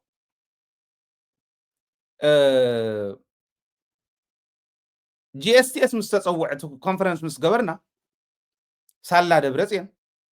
ምሁራን ይእተውዎ ኢሉ ማለት ምሁራን ይሓግዙ ኢሉ ዓዲ ነልምዕ ነቐይራ ንዓና ዝመስል ፖሊሲ ናይ ሓፂር ናይ ማእኸላይ ናይ ነዊሕ ነውፅእ ኢሉ ስለዚ ዓደመና ኣነ ድንቆ ጥራሕ ኮይነ ከድንቆ ደልየ ኣይኮነን ታሰርሑ እየ ዝነግሮ ዘሎ ድኽመቱ ከም ድኽመቱ ብፅቡቅ ዝሰርሖ ካብቶም ካልኦት ንበይኑ ግን እዚ ነይሩ ስለዚ ዓደመና ሒዝና ኸድና ትዝገርም ግን ኣብኡ ተባኢስና ኣብቲ መወዳእታ እንታይ ተባኢስና ይመስለኩም ኣብ ዓዲ ዝፀንሑ ቲንክ ታንክ ዝበሃሉ ነይሩ ቲንክ ታንክ ኮይኖም ዘገልግሉ ዝነበሩ GSTS ሒዙ ኮይኑ ሒዝና ኸድና ኣመራርሓ ዝተባሃለ ናይ GSTSን እቶም ቲንክ ታንክ ዝበሃሉን መርጅ ግበርዎ ናብ ሓደ ኢልና ምሁራን ናይ ሓደ ናይ ምሁራን ፅላል ይሃሉ መርጅ ግበርዎ ኢልና ሰባይ ትክክል ከዓ ነይሩ ንዕወል መርጅ ንግበር ምስ በልና ሰብና ነናብ ጥቕማ ኸይዳ ተብ ዓዲ ዝነበረ ቲንክ ታንክ ዝበሃሉ እውን ተኣከብኩ በዚ በልኩ ከምዚ ግበሩ በልኩ እንዳበለ ዝወስደን ዝነበረ ዝረኽበን ዝነበረ ይሓስብ ኣሎ ንሕና ሓዊን ይጨኑ መናእሰይ ሒዝናዮ ዝኸድና ከዓ ዓዲ ክንቅይር ኢና ኢልና ኢና ኸድና ጥቕሚ ዝበሃለ ይተረኣየናን ሓዊ ኮይና መሬት የለነ ንሕወስን ኢሎም እምብልና ኢሎምና ኣብኡ ዝነበርኩም ኣንቱም ክላስተር ሊደርስ ዝበሃሉ ነናይ ክላስተሩ ነናይ ቴማቲክ ኤሪኡ ተስታውስ እዮም ከምዚኣ ደይኮንናን ኢና ኣብ ሂልተን ተኣኪብና ሓዊ ደይኮነትን እያ መሬት ምሁር እየባሃሊ ጥቕመኛ ፅግዕተኛ ተፀጊዑ ጥቕሙ ጥራሕ ዝዓልም ሓዊ ኮይና በሉ እሞ እምበኣር ይረኣዮ ሰብኣይ ተባሂሉ ናብኡ ተመሊሶም ከይዶም ዝተወሰኑ ሰባት እንታይ ይገበር ክበሃል ክንሕወስ ዋናይ ምሁራን ፅላል ሓንቲ ተሃሉ እሞ ናይ ምሁራዊ ድጋፍ ክንገብር ኣለና ዓድናስ ንጠርነፍ ናብ ሓደ ኢልና እዮም የለን ኢሎምና በቃ ቲንክ ታንክ እዩ GSTS እዩ በቃ በዓልኩም ትፈልጡ እዚ ደይኮነን ነይሩ ንዓዲ ክሕግዝ እንተኮይነ ዘሎ ፍቲን ዘሎ ኣኪበ ኢኸ ሕግዛ ዝኽእል እምበር ተላኹ ተጠቂምኩም ክትጥቀሙ ትደልዩ ደይኮንኩም ኢኹም መን እዩ ሕዚ ሞራል ሃልይዎን ደብረፅዮን ክነቅፍ ዝኽእል ኣየነይቲ ሞራል ዘለዎ ዘረባ ይኽእልን እሞ ዘረባ ኣብ ዘድሊ ተዘረባይ ሰብ ድሓን ዝኾነ ንቅድሚት የምፅእ የኺደና እዩ ክንሕግዞ ሰባት ክንውስኽ ሪኮመንድ ክንገብሮ እውን ንኽእል ኢና ንሱ ትኽክል እዩ እሱን ክእርሞ እዩ ዘሎ ዋላ ወዲ ወረደ እውን ከምኡ ክገብር ዘሎ ተመሊሶም ቶም ሰራርቸን ኣለምቲ መፃወድያ ኣትዮም ኣለው የስተኻኽሎ ባህል እዚ ዝገበረ ድሓር ምስ ተባእስና እምብለይ ምስ በሉ እዞም ዓበይቲ እዮም ቶም እምብለይ ዝበሉ ቶም ቲንክታንክ ተባሂሎም ዝነበሩ ድሓር በሉ እንታይ ይገበር ተባሂሉ ናብኡ ተመሊስና ከይድና ኣይ ሓውስ ዋዳ እዚ ዳ እሞ እንታይ ምሁራን ክትበሃሉ ምሁራን እንተኾንኩም ናይቲ ሓደ ጎደሎ ሓደ እንዳመልእ ክትሕግዙና እንተኾንኩም ናብ ሓደ ሙፁ ናብ ሓደ ፅላል ሙፁ ኢሉ ደብረፅዮን ከምዚ ኢሉ ተባሂሉ ድሕሪኡ ተይፈተው በሉ እምበኣር ንበል ክንምዚ ክንገብር ኢና ተባሂሉ ሰባት ተመሪፆም ተገዲፉ ማለት እዩ ድሕሪኡ እቲ ጂኤስቲኤስ ናብ ምንታይ ከም ተቐየረ ሪኢኹም ኢኹም እዚ እኮ እዩ ትምህሩ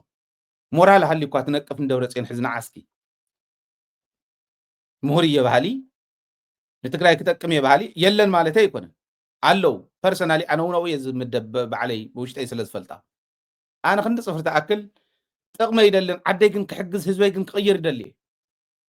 ድልው እየ ነዚ መስዋዕትነት እስካዕ ምኽፋል ዘድሊ እንተኮይኑ ከምኡ ግን የጋጠመና እንድዩ ናብ ኢኻ ንደብረፅዮን ከምኡ ኢልካ ክትሓሚ ጻድቃን መን ኢኻ ንስኻ ከምኡ ኢልካ ክትሓሚ ጌታቸው ካሊእ መን ጨብጨብ እውን ከምኡ ንፋለጥ ኢና ስለዚ ድኽመት ደብረፅዮን ዘምፆ ጀኖሳይድ የለን ንሱማ ክሕግዝ ዓዲ ክቕይር መኪሩ ነይሩ ጉድለቱ ከም ጉድለቱ ሙሉእ ዝበሃል ሰብ ስለዚ የለ ክንሕግዞ እዩ ዝግባእ ነይሮ ጉድለቱ ማለት እዩ እዚ እዩ ሕዚ እቲ ናይ ኢትዮ ፎረም ግን መን ከም ዝተዛረቦ መን ከም ዘምፆ ብደንብ እንዳረኣኹ እቶም ናይ ውድብ መስርሕ ዘይፈልጡ በዓል ጌታቸው ብላዕሊ ኢና ነጢብና ዝብሉ ኣነ ብላዕሊ እየ መፅአ እዩ ዝብሉ ጌታቸው ባዕሉ እውን ይኽሕዶ ብላዕሊ እየ መፅአ ይብል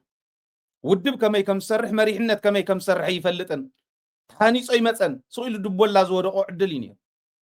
ሕወሓት ኣብዚ ዘብፅሓቶ ክምርቓ ከገልግላ ክሕሳ ይግባእ ነይሩ ክሒድዋ ከይዱ ግን ሕዚ ብኢትዮ ፎረም ኣቢሉ የለፋልፍ ኣሎ ማለት ጻድቃን እውን ከምኡ ጻድቃን ኣብ ዓድና እንታይ ይበሃል ነይሩ ኣነ ዝዓበ ኩሉ ከባብስ ወርቂ ኣብቲ መጀመርያ ክጅምሩ ከለው ብራሕባ እዩ ዝበሃል ከምዚ እንዳሓፀውስ ሕዚ ኩሕሊ ስለ ዝወፅእ ወርቂ ኣለዎ እንደበሉ እንዳኣከቡ ወፂኦም ኣብ ምፅራይ ባዶ ወፅአ ይብሉ ክረክቦ ዒለ ሰብ ምፅራይ ባዶ ወፅአ ወይ ኣብ ዝኾነ ስቃጥላ ወይ እንታይ ዝበሃል ኣብ ዝጓዕጓዕ ብልቃጥ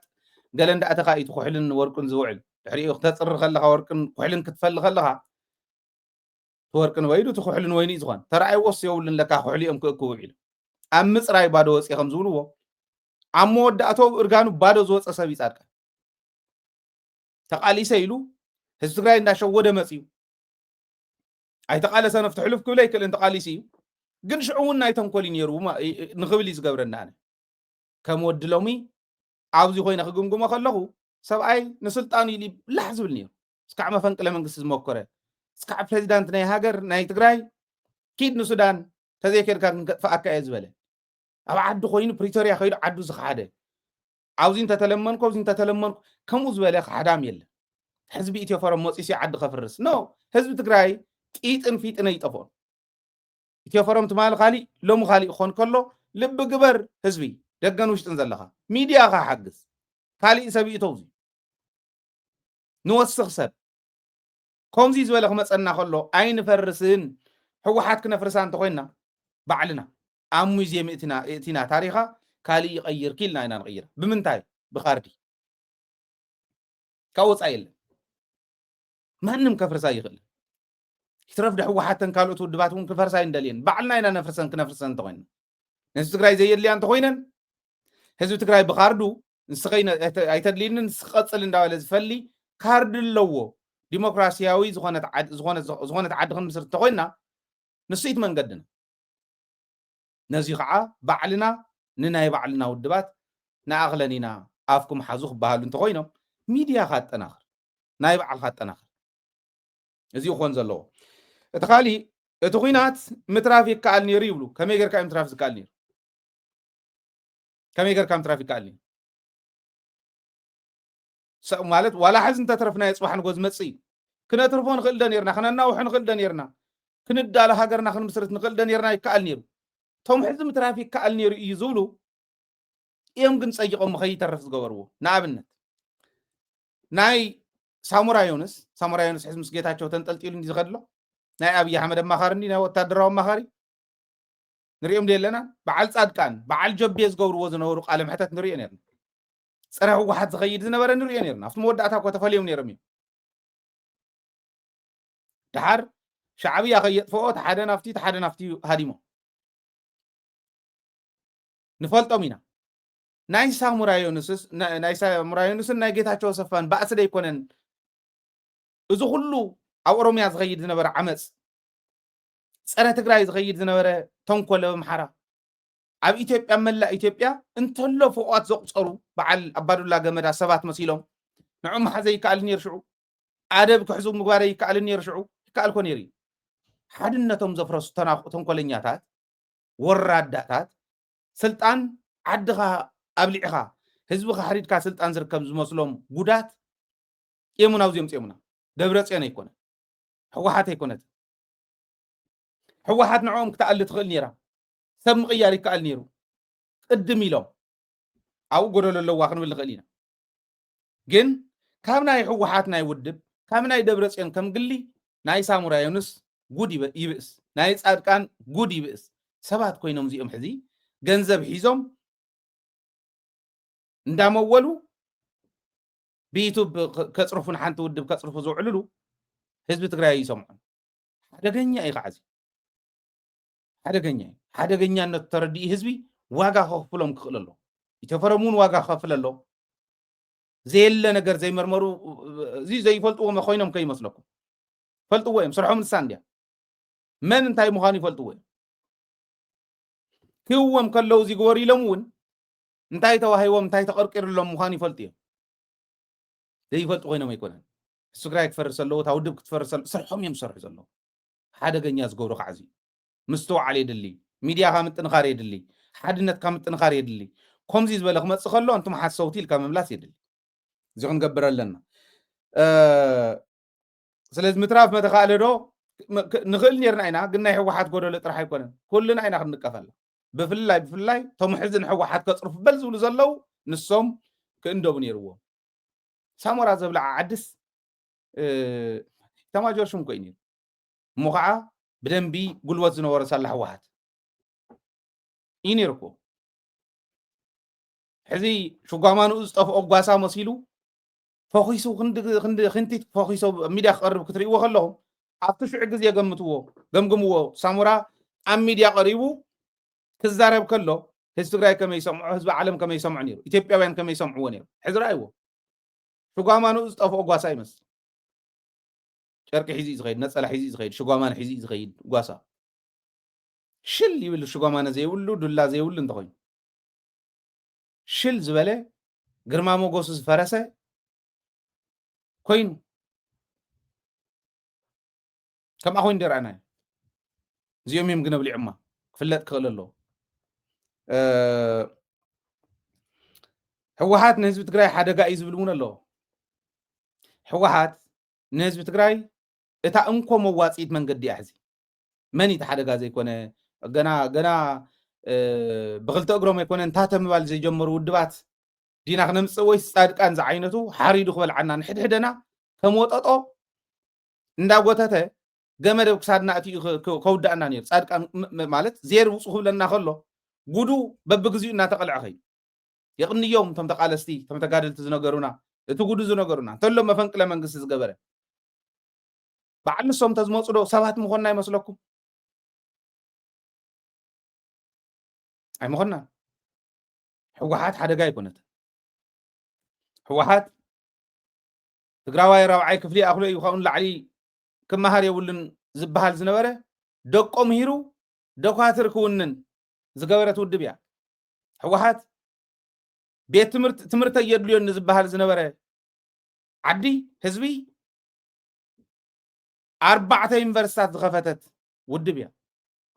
በቃልስና ኢና ከፊትና በቃልሲ ወለድና በመስዋዕትነት ሓትናን ወለድናን ይመፅ ሰው ኢለ ይኮነ ሕወሓት ዝመርሓቶ ቃልሲ እዩ ነይሩ مس عالم قديمة كم ودب نتقال سمريحة نوزب صحة ودب يا ويلي نيرنا دينا هم نيري هوسبيتالي نبرا هاي سكول كواز رب هاي سكول زي نبرا تعدي تتاريخ يتم بونديو هو حد كان هسه تقرأي حدا قاما مسألة السرعي حدا قاما سسع سلطان زلوهم دق 8 عمت كوينمون سلطان يا أغلنا زي يبلو قبل على تقرأي تشتشن مبال كندوز أكل نافكر زنورو حدا قاما نسمي هو حد قال سل سنفنا غلواي تفكلي سبي بالله نقول يكون نتنح واحد بايزو سبملي فلا تعتملي أمي عفتنا كايدا سجم اللوام دو كم سبنا يعلم هرف سلطان كلهم سلا زخل زي أمون كالوتن strategically مرحز خل سب نقدميت نممسع composition collective leadership سلا زغانة composition أتصبي كام مسرح حزون قولوا للوا تم عراري هو واحد جن ناس بتقرأي مدحن كوينا يا مسيا فتنا يكونتون قل سبات هو واحد يكون هو واحد program هو واحد انبب حنت دفتر حنت قليص كم بو زي يخلو يلفلو فص إلهم بناي بعلم زمص علم أفهم زمص علم كمتو برهردا أزول زنور برهردا مالت ميكي رايا مالت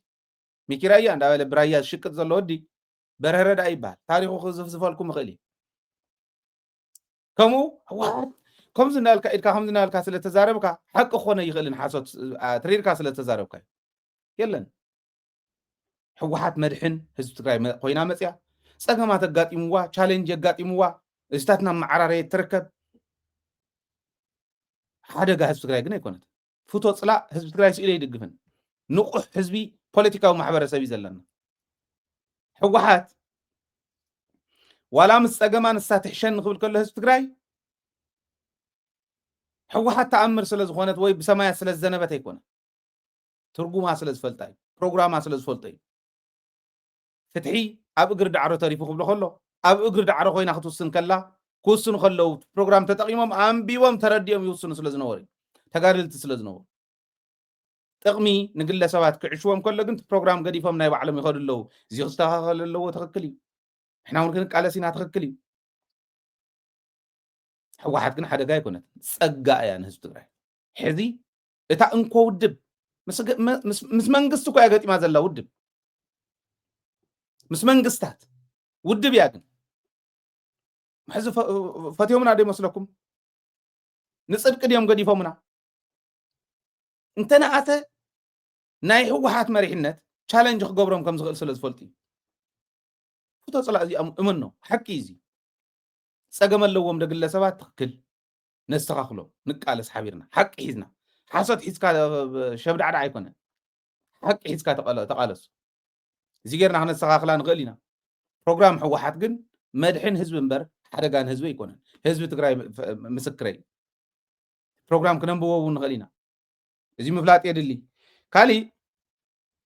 بقول مريحنة يبلان حزون يبلو بايزوي سجاي ورهون دقي موكو سجاي ورهون يلو هلا كذا بقول مريحنة يبلان هو حاتي استراتيجيك ليدرشيب فيلر قات إمواعي حجيب زيري هم بزح مبلنا تايمو كجبر لنا حزنبر بزح مبلنا سجاي ورس كاب دبرس إن العلي ديو زارب كوين زاربان تكوين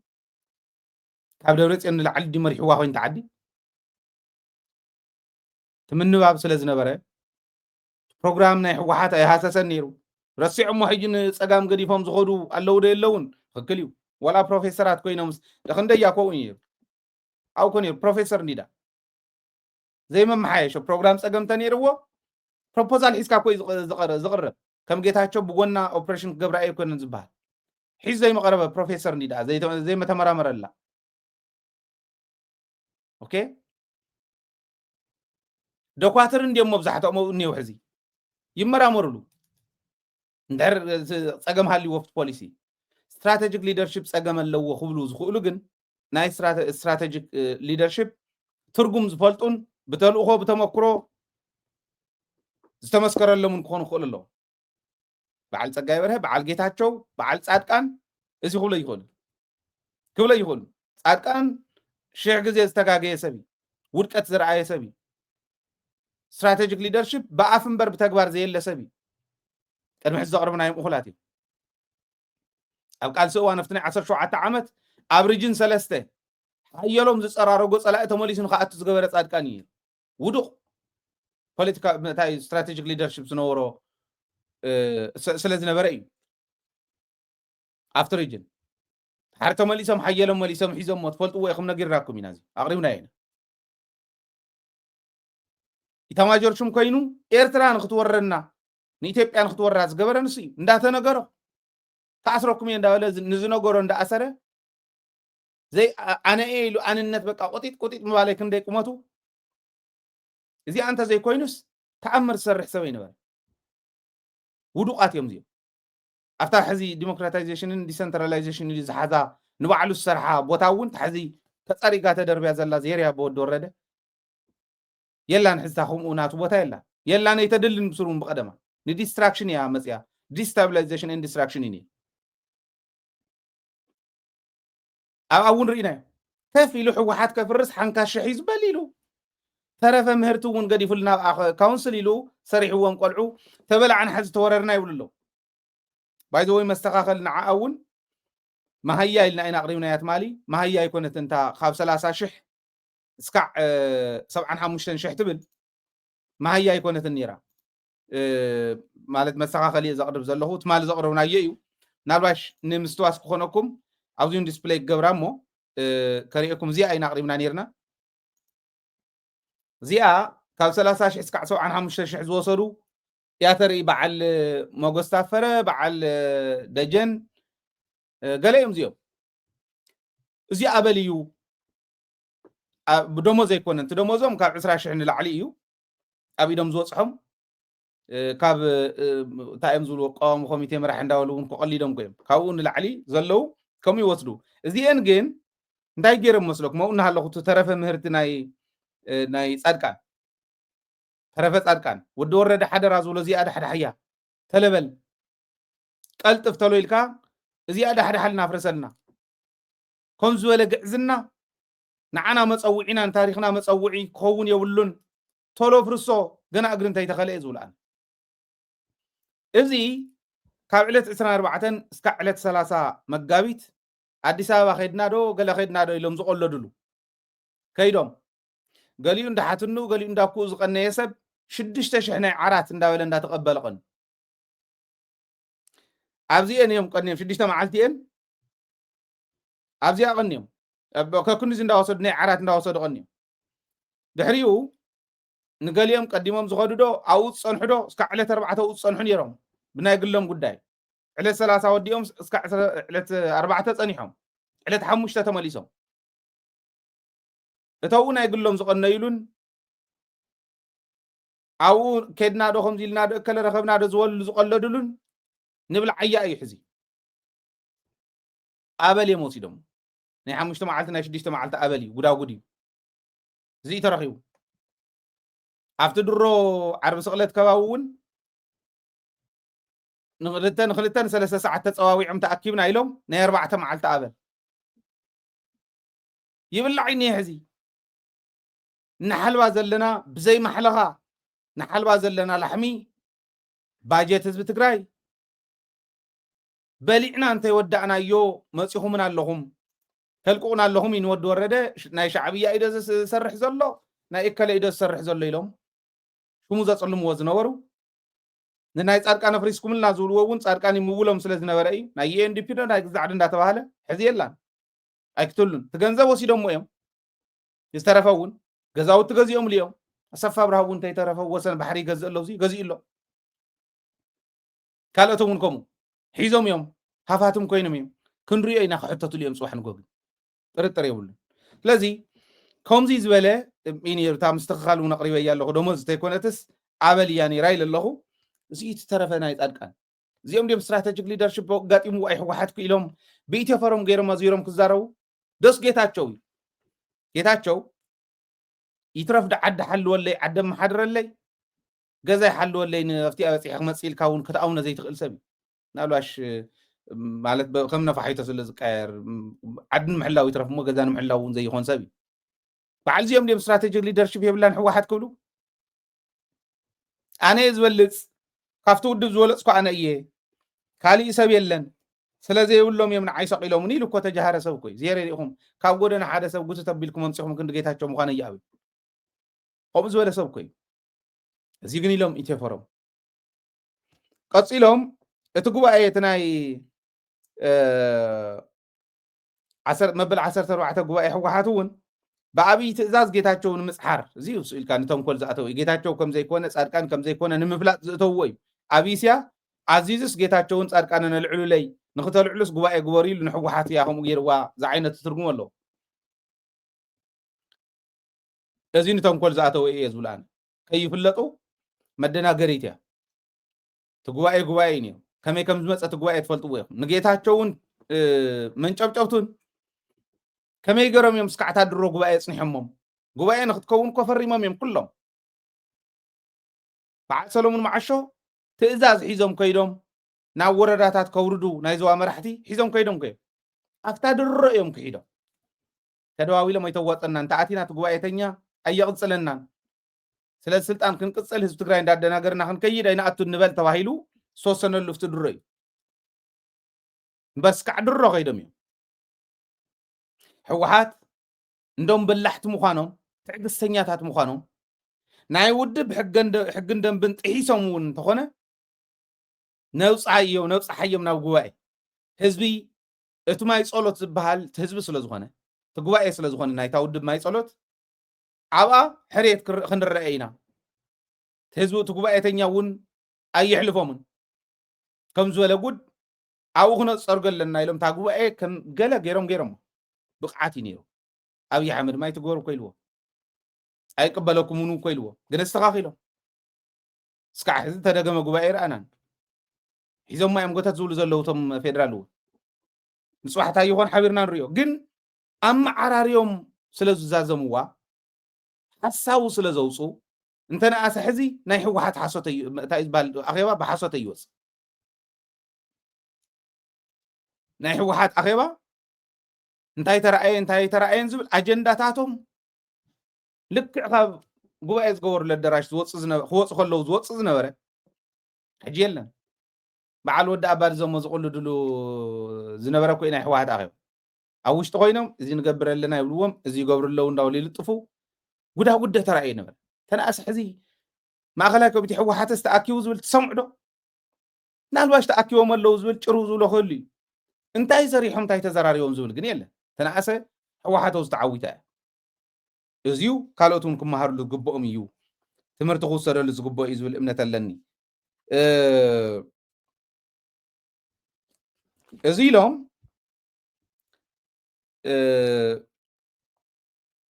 እቲ ዋና ዕላምኦም ግን ሕወሓት ከም ብሓድሽ ክደራጀ ኣለዎ ብስሩ እውን ኣብቱ ደብረፅዮን ዝወሰዶ እታ ሰርቲፊኬት ከም ብሓድሽ ተመዝገበ ናሓሰ ተመዝገበ እዩ ኢሎም እውን ከም እናሽውዎ ይምክሩ ከምኡ ኣይኮነን ኣይተቐበሎን ሕወሓት ኣይተቐበለቶን መግለፂ እውን ኣውፅኦም እዮም ሕዚ ዝፍክርዎ ዘለዉ ክንዚ 6 መዓልቲ ዶ 7 መዓልቲ ዶ ተሪፉኪ መጋቢት ሚያዝያ መጋቢት ንዳ ነይሩ እንታይ ደኣ እሞ ዘየባርርዋ ተባሪርኪ ኢኺ የለኽን ተሰሪዝክ ዘይብልዋ ዳ ከምኡ ኣይኮነን እሶም ስርሖም ይሰርሑ ንሳ እውን ስራሓ ትሰርሕ ኣለዉ ኣብ ከምዚ ዝበለ ሚድያ ወፂኦም ሕወሓት በቲና ህዝቢ ትግራይ ደኾን ንብትኖ ንኸውን ህዝቢ ትግራይ ንምብታን ዕንቅፋት ኮይናትና ዘላ ሕወሓት ደኾን ንፍትና ንኸውን ኢሎም ምሙኳሮም መምፀላእቲ ኮይኖም ምስርሖም በዓል ጌታቸው በዓል ጻድቃን ናይ ጥፍኣት እውን ጥፍኣት እዩ ኢትዮፎረም ማንም ሰኢሉ ማለት ብባዕሉ ዝፈጠሮ ይኮነ ፅሒፎም ዝሃብዎ እዩ ዘንብብ ዘሎ ኣብ ምዕርር የቢሉ ንዕኡ ብዝጥዕሞ ቪው ብዘምፃሉ ሕድሕድ ሰብ ይርእየሉ ዶ የለን ሕዚ ሲ ዝገብር ዘሎ እዚ የዋፆም ዶ ከኺዶም ዶ ይኽእል እንተኾነ እንድሕር ደልዮም ስልጣን ፓርቲ ኮይኖም መፁ በዚ ሕጂ ግን ፓርቲ መስሪቶም ተዝመፁ ጌታቸው ኣለዋ ስየ ኣለዋ ጻድቃን ኣለዋ ገለ ተባህለ ፓርቲ እንተኮይኑ ከም ፍንጣጣ ህዝቢ ትግራይ ክርሕቆ እዩ ኣነ ዝብሎ ኣይኮነን ረሓቆ ኣይኮነን ዝብል ዘለኹ ፓርቲታት ተመስሪተን ክወዳደራ ዲሞክራሲያውነት እዩ ህዝቢ ትግራይ ተቃለሰሉ ሕወሓት እውን ተቃለሰትሉ እዩ ንበይነይ እውን ኣይበለትን ተቃሊሳ ዘምፃቶ ኩሉ ክሳተፍ ይኽእል ኢላ ብናይ ሕወሓት ቃልሲ ዝመፀ ንሕና ናፅነት ትግራይ ዶ ንሕና ካሊእ ዶ እንዳተባሃለ ፓርቲ ክምስረት ናፅነት ትግራይ ዝብሉ ከፍቲ ሕገ መንግስቲ ዘስፈረቱ ሕወሓት ኮያ ንሕና ናይ መጀመርያ ናይ ናፅነት መቐንቀን ተኽብሎ ይኽእሉን ናፅነት እኮ ዓንቀጽ 39 የቐንቂንዎ ንሱ መሰረት ጌርካ ኢኻ ነፃ ትግራይ ትብል ዘለኻ እውን እኮ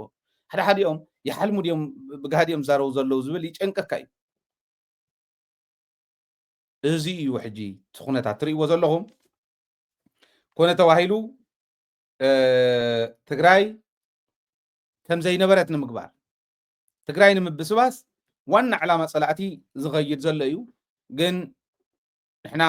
ሰራዊትና ደግፍና በላሕቲ መራሕቲ ሰራዊት ስለ ዘለው ፖለቲካ እውን ዝርድኦም መራሕቲ ሰራዊት ስለ ዘለው ኢትዮጵያ ፅባሕና በያ ትግራይና ፅባሕና በያ ዝብሉ ዝርድኡ መራሕቲ ሰራዊት እውን ስለ ዘለው ሰራዊትና ሒዝና ታውድብ እውን ተመዓራርያ ደገን ውሽጥን ዘሎ ሓይሊ ጠራቂማ ንቅድሚት ክትሳገር ተሳጋሪት ዝኾነት ውድብ ክትከውን ሰጓሚት ዝኾነት ውድብ ክትከውን ተመዓራርያ ክትከይድ ህዝቢ እውን ትዝጠልቦ አገልግሎት ንኽረክብ ከምዚኦም ዝበሉ ናይ ተንኮል ሰፈራት ብደንብ እንዳቃላሕና ክንከይድ ክንክእል ኣለና ዝብል እምነት ኣለኒ ምናልባሽ መሰጋገር ኮነና ኣዴታትና ተንጀጋኑ ዝብልኦ ሓደ ቪድዮ ጋብዘኩም ንመሰጋገር ክኸውን ተርኩ ኣነ እውን ፀረ ሕወሓት ኮይነ ተዝኸይድ ንረዮ የብላን የሚወልን ሚኒስተር ብገበሩኒ እዚ ንኸፍፅም ስልጣን ከም ዝሓዘ ይርድአኒ ንሓንቲ ዓዲ ፅቡቕ ደህንነትን ፅቡቕ ኣመራርሓ ጠንካራ ኣመራርሓን የብል እያ ምስ መን ይዛረብ ከም ዘሎስ ተረዲእዎ ዶ እቶም ሕማቃት ከም ሕማቃቶም ኮይኖም ፅባሕ ንጎ እንታይ ይኾኑ ባዕሎም ይፈልጥዎ እዩ ዋላ እቲ ፋሽስት ስርዓት ሕዚ ዝንሄ ንፅላእዮ ከምኡ ኣይገበረን ሕዚ ናይ ኣመራርሓ ለውጢ ምግባር ንህዝቢ ዝጠቅም ድግፎ እየ ኣነ ዋላ እምኒ ይኹን ሚሳይል የብልና ኣየር የብልና ቢኤም የብልና ህዝቢ ትግራይ ሓድነቱ ውሕስነቱ ኣብ ቅልፅሙ ተባሂሉ እዩ ንሕና ቁርጥ እንዳበልዓና ይዓበና ዕኩቲ ዓተር በሊዕና ይዋዳደሩ ክብደሎ ይንደሊ ተዋዳዲርهم ግን ዘሸነፈ የሽንፍ ሕወሓት ተሸኒፉ እውን ተንኪው ኢልኽዎም ኣለዎ ኣልዕል ለቢልካ ሓሲኻ ጠቐነ ህዝቢ ትግራይ ሕወሓት ህዝቢ ትግራይ ይርድኦ እዩ ዝበልኩም ነዚ ተን ዋዕሮታት ማማ ዓጀብነሽ ንባዕላ ጥራሕ ኣይኮነትን ትውክል ነተን ኣዴታት ትግራይ ዝውክል እዩ ኣነ ብገዛይ እውን ስለ ዝፈልጦ ዝዘረባ እዚ ኣብ ገዛይ ስለ ዝፈልጦ ዝዓበ ኩሉ ስለ ዝኾነ ተሎ ነደይ ተሎ ነተን ኣዴታተይ ናይ ትግራይ ትውክል ኣደ እያ በብገፁ እንተትኸዱ ንሱ ኢኹም ትረኽቡ ይርድኦ የኔ ዝብል ዘለኹ ስኢልካ ሓሲኻ ሓፈፍ ኣቢልካ ጠቐነ ሕወሓት ዶ ካሊእ ዶ ምባል ዋጋ የብልኩምን እየ ኢና ንብል ዘለና ንሕና ህዝቢ ትግራይ እውን ፈልጦ ይኽብለኩም ደልየ ትወና ርግፀኛ ዲና ፅባሕ ከም ሶርያ ክንከውን ኢና ፅባሕ ከም የመን ክንከውን ኢና ፅባሕ ከም ሶማልያ ክንከውን ኢና ፅባሕ ከም ሊብያ ክንከውን ኢና ፅባሕ ከም ሶማልያ ክንከውን ኢና ፅባሕ ከም ኢትዮጵያ ክንከውን ኢና ዓለምና ኣብዚ 10 ዓመታት ብዙሕ ናይ ለውጢ ቃልሲ ዝበሃል ተኻይዶም እዮም ለውጢ ስርዓት ለውጢ ማለት እዩ ኩሎም መኺኖም ዝተዓወተ እዩ ካብ ኢትዮጵያ ንምሃር ካብታ ኢትዮጵያ ትበሃል ዓዲ ካብ ገነት ወፅያና ብሳት ዝኣተወት ዓዲ ካልኦት ብምልኦም ናይ ዓረብ ዓድታት ንርእዮም ለውጢ የልየና እዩ ከም ተጋሩ ለውጢ ተዘይተመሪሖም ግብ እንተዘየልዮ ሽቶ እንተዘየልዮ ነዚ ዝመርሕ መሪሕነት እንተዘየልዮ ምፍራስ ዋጋ እዩ ኣብ ትግራይ ዘሎ ሽግር ለውጢ ከም ዘድልዮ ምንም ጥርጥር እየ ኩሉ ዝረአ ደልዩ ለውጢ የልየና እታ ለውጢ ከመይ ትምፃእ ነዛ ለውጢ እዚኣ ዝመርሕ መሪሕነት ነዛ ለውጢ እዚኣ ዝመርሕ ፖለቲካ ውዳበ እዛ ለውጢ እዚኣ እዚኦም እዮም እቶም ተጋደልትና ማህተም መንጠልቲ ዝበሃሉ ዘለው ፖለቲካ ዓለም ዝርድኦም ለውጢ ዝርድኦም ፈተና ክመፅእ ከሎ እውን كمي غيركا خمز بده كمي غيركا خمز مكت زفلطو ፖለቲካውን በደንብ ገይሮም ዘስተማቅርዎ በደንብ ገይሮም ዝመርሕዎ ወታደራዊ ሳይንስን ጥበብን ከዓ በደንብ ገይሮም ተዓጠቅዎ እዮም ተሞያታትና ቶም መራሕቲ ሰራዊት ትግራይ ነዚኦም እዮም በዓል ጌታቸው እናወፁ ፀርፎም ዘለዉ ዘየገድስ መን ምዃንና ጥራሕ ዘርኢ ዘለኹም እምበር ከምኡ ዝብል ሓይሊ ነዚ ትግራይ ክብድሆ ይኽእል ዶ ኩልና ንፈልጦ ኩልና ንርድኦ እዩ ግን ሰራዊትናን ህዝብናን ኣብ ጎኒ ህዝብን ሰራዊትን ጠጠው ዝበላ ውድባትን ውዳበታትን ብሓደ ኮይነን ነቲ ከምኡ ዝበለ ሽርሒ እከለ ይፍረስ እከለ ይቐፅል ዝብል ናይ ህዝቢ ትግራይ እምበር ናትኩም ኣይኮነን ኢለን ክምልሳ ዝኽእላ እንተኮይነን እንተሎ ትካላትና ከም ደደቢት ዝበላ ይቐርበና የለን ክእለት ፀላእትና ኣብ ሚድያን ፕሮፓጋንዳን እዩ ብኡ እንተመሊስናዮ ካሊእ ማ ይቐርቡናን እዚ ክንፈልጥ ጥራሕ እየ ዝደሊ ማለት እዩ ንቐፅል እዚ ንክንፈልጥ ግን ከምኡ ዝገብር ኣመራርሓ ክህሉ ከሎ መሳርሒ ፀላእቲ ኮይኖም ፀላእቲ ዝደልይዎ ንክግበር ኣብ ተግባር ንክውዕል ኣብ ትግራይ ዝፅዕሩ ኣለውና ዶ ንኣብነት ሃፍቲ ኺረስ ዝበሃል ሓደ ገልዒ ኣነ ማለት ተስፋ ነይሩኒ እዞም ከም ዝበሉ ሰባት ለካ ሰጋልዕ እዮም ኣብ ምብራቅ እውን ዝነበረ ሓደ ከምኡ ኣዴታት ዘፅፍዐ ኣብ ካልኦት እውን ኣብ ማእኸላይ እውን ዝነበረ አንጭዋ ክልተ ዓንዴል ከምዚ ናብ ኩሉ እናዋግእ ዝኸይድ እዚኣቶም ኣጋልዕ እየ ዝብሎም ዘዋ ክመርሑ ዝተቐመጡ እዮም መግለፂ ኢሉ ናይ ዞባ ደቡብ መግለፂ ኢሉ እዩ ዘውፅሎ ዞባ ደቡብ ምን መራሒ ገይሩካ ወሪድካ እኮ ሕዚ ሃፍቲ ኺረስ ይቐፅል ኢልኩም ትብሉ ዘለኹም ኢንክሉዲንግ ወዲ ወረደ كتجمجموا ومنتان سكزي أرايوه. نايو لين فلت ناي مهتم من تلان معصو سبران بروجكت أبتجراي تتكبرو. بمخنيات وعلى بريتوريا استتعايشة جزاوي محدار زي تمالو بحاجات تجراي نمعوات تتأكم مما أخلو خوينو كجلجلن ناب سروع تجبرا مسل عرش السنة استمرت من قستيك سجاجر داخل تكالي نيرو. أنت خناجن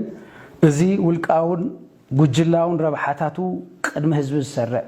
ምንጭ ኩሎም ሕማቃት ዝኾነ ህዝቡ ብምብታን ንበይኑ ዝነግስ መላኽ ሓይሊ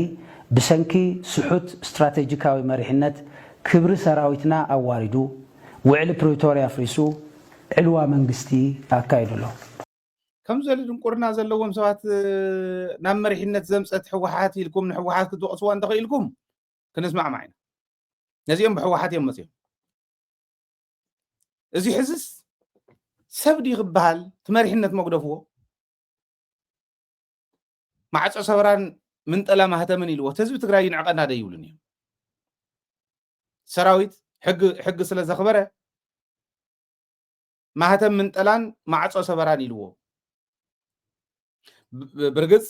ይትረፍ ደ ብማንም ተራ ሰብ ከምዚ ዝበለ በቶም ተዓጢቅና አይና ኢሎም ፖለቲካው ኾነ ካሊ ተዓጢቅና መፂና ዝበሉ ፀላእቱ ነው የተበደህን ሰራዊት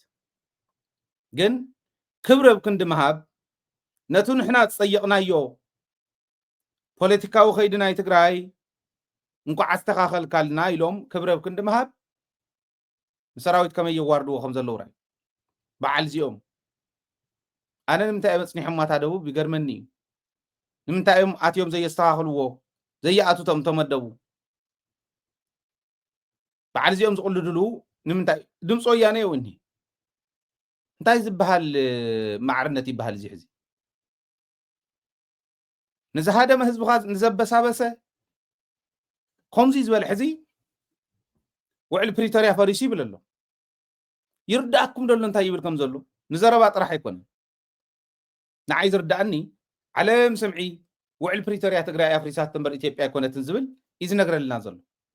لن احنا نصبينا نينا ندوم تقدم حزز تجبرون اغباب بزي بل منقدي كم قلعب نጫቆት برئሳ خمس حزاب برئሳ جميروم نوع البريتوريا ستاتس كو انت تمليسو مريتنا ግዛአትና ተመሊሱ ክጅመርና ተገቦ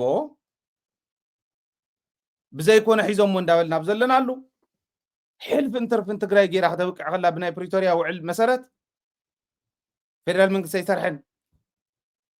ኣብ ክንዲ ምባል ትግራይ ኣፍሪሳቶ ይብል ኣይምለስዋ እንታ ስልጣን ርግፀኛ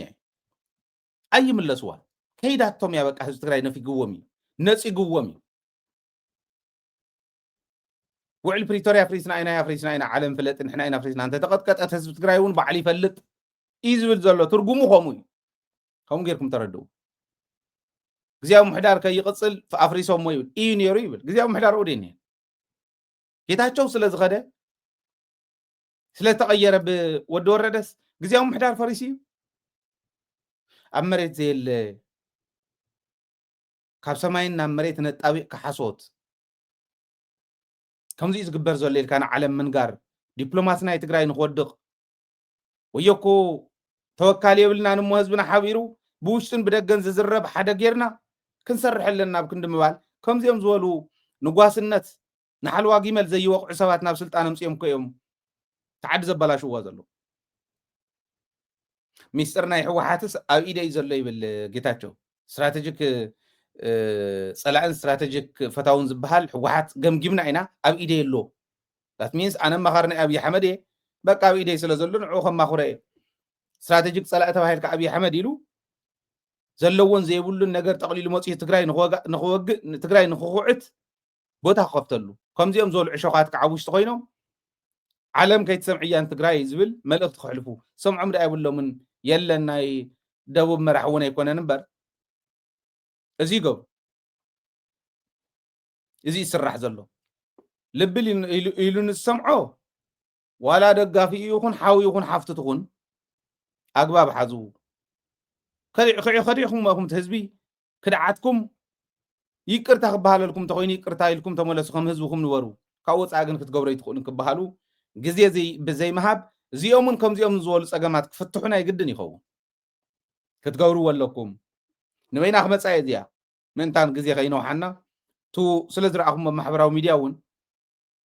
መግለፂ ስለ ዝረኣኹሞ ያው እንታይ ይብል ከም ዘሎ ክርዳእኩም እዩ ኣብ ዓዲ ኮይኑ ኣብ ውሽጢ ትግራይ ኮይኑ ማሕበራዊ ሚድያ ዘይጥቀም ደደቢት ቴሌቪዥን ጥራሕ ዝርኢ ግን እዚኦም ከምዚ ዝበሉ ዕልዋ መንግስቲ ይብል መንግስቲ ዘይነበረ ዕልዋ መንግስቲ ተፈፂሙ ይብል ግዚያዊ ምሕዳር እናሃለወ ግዚያዊ ምሕዳር ፈሪሱ ይብል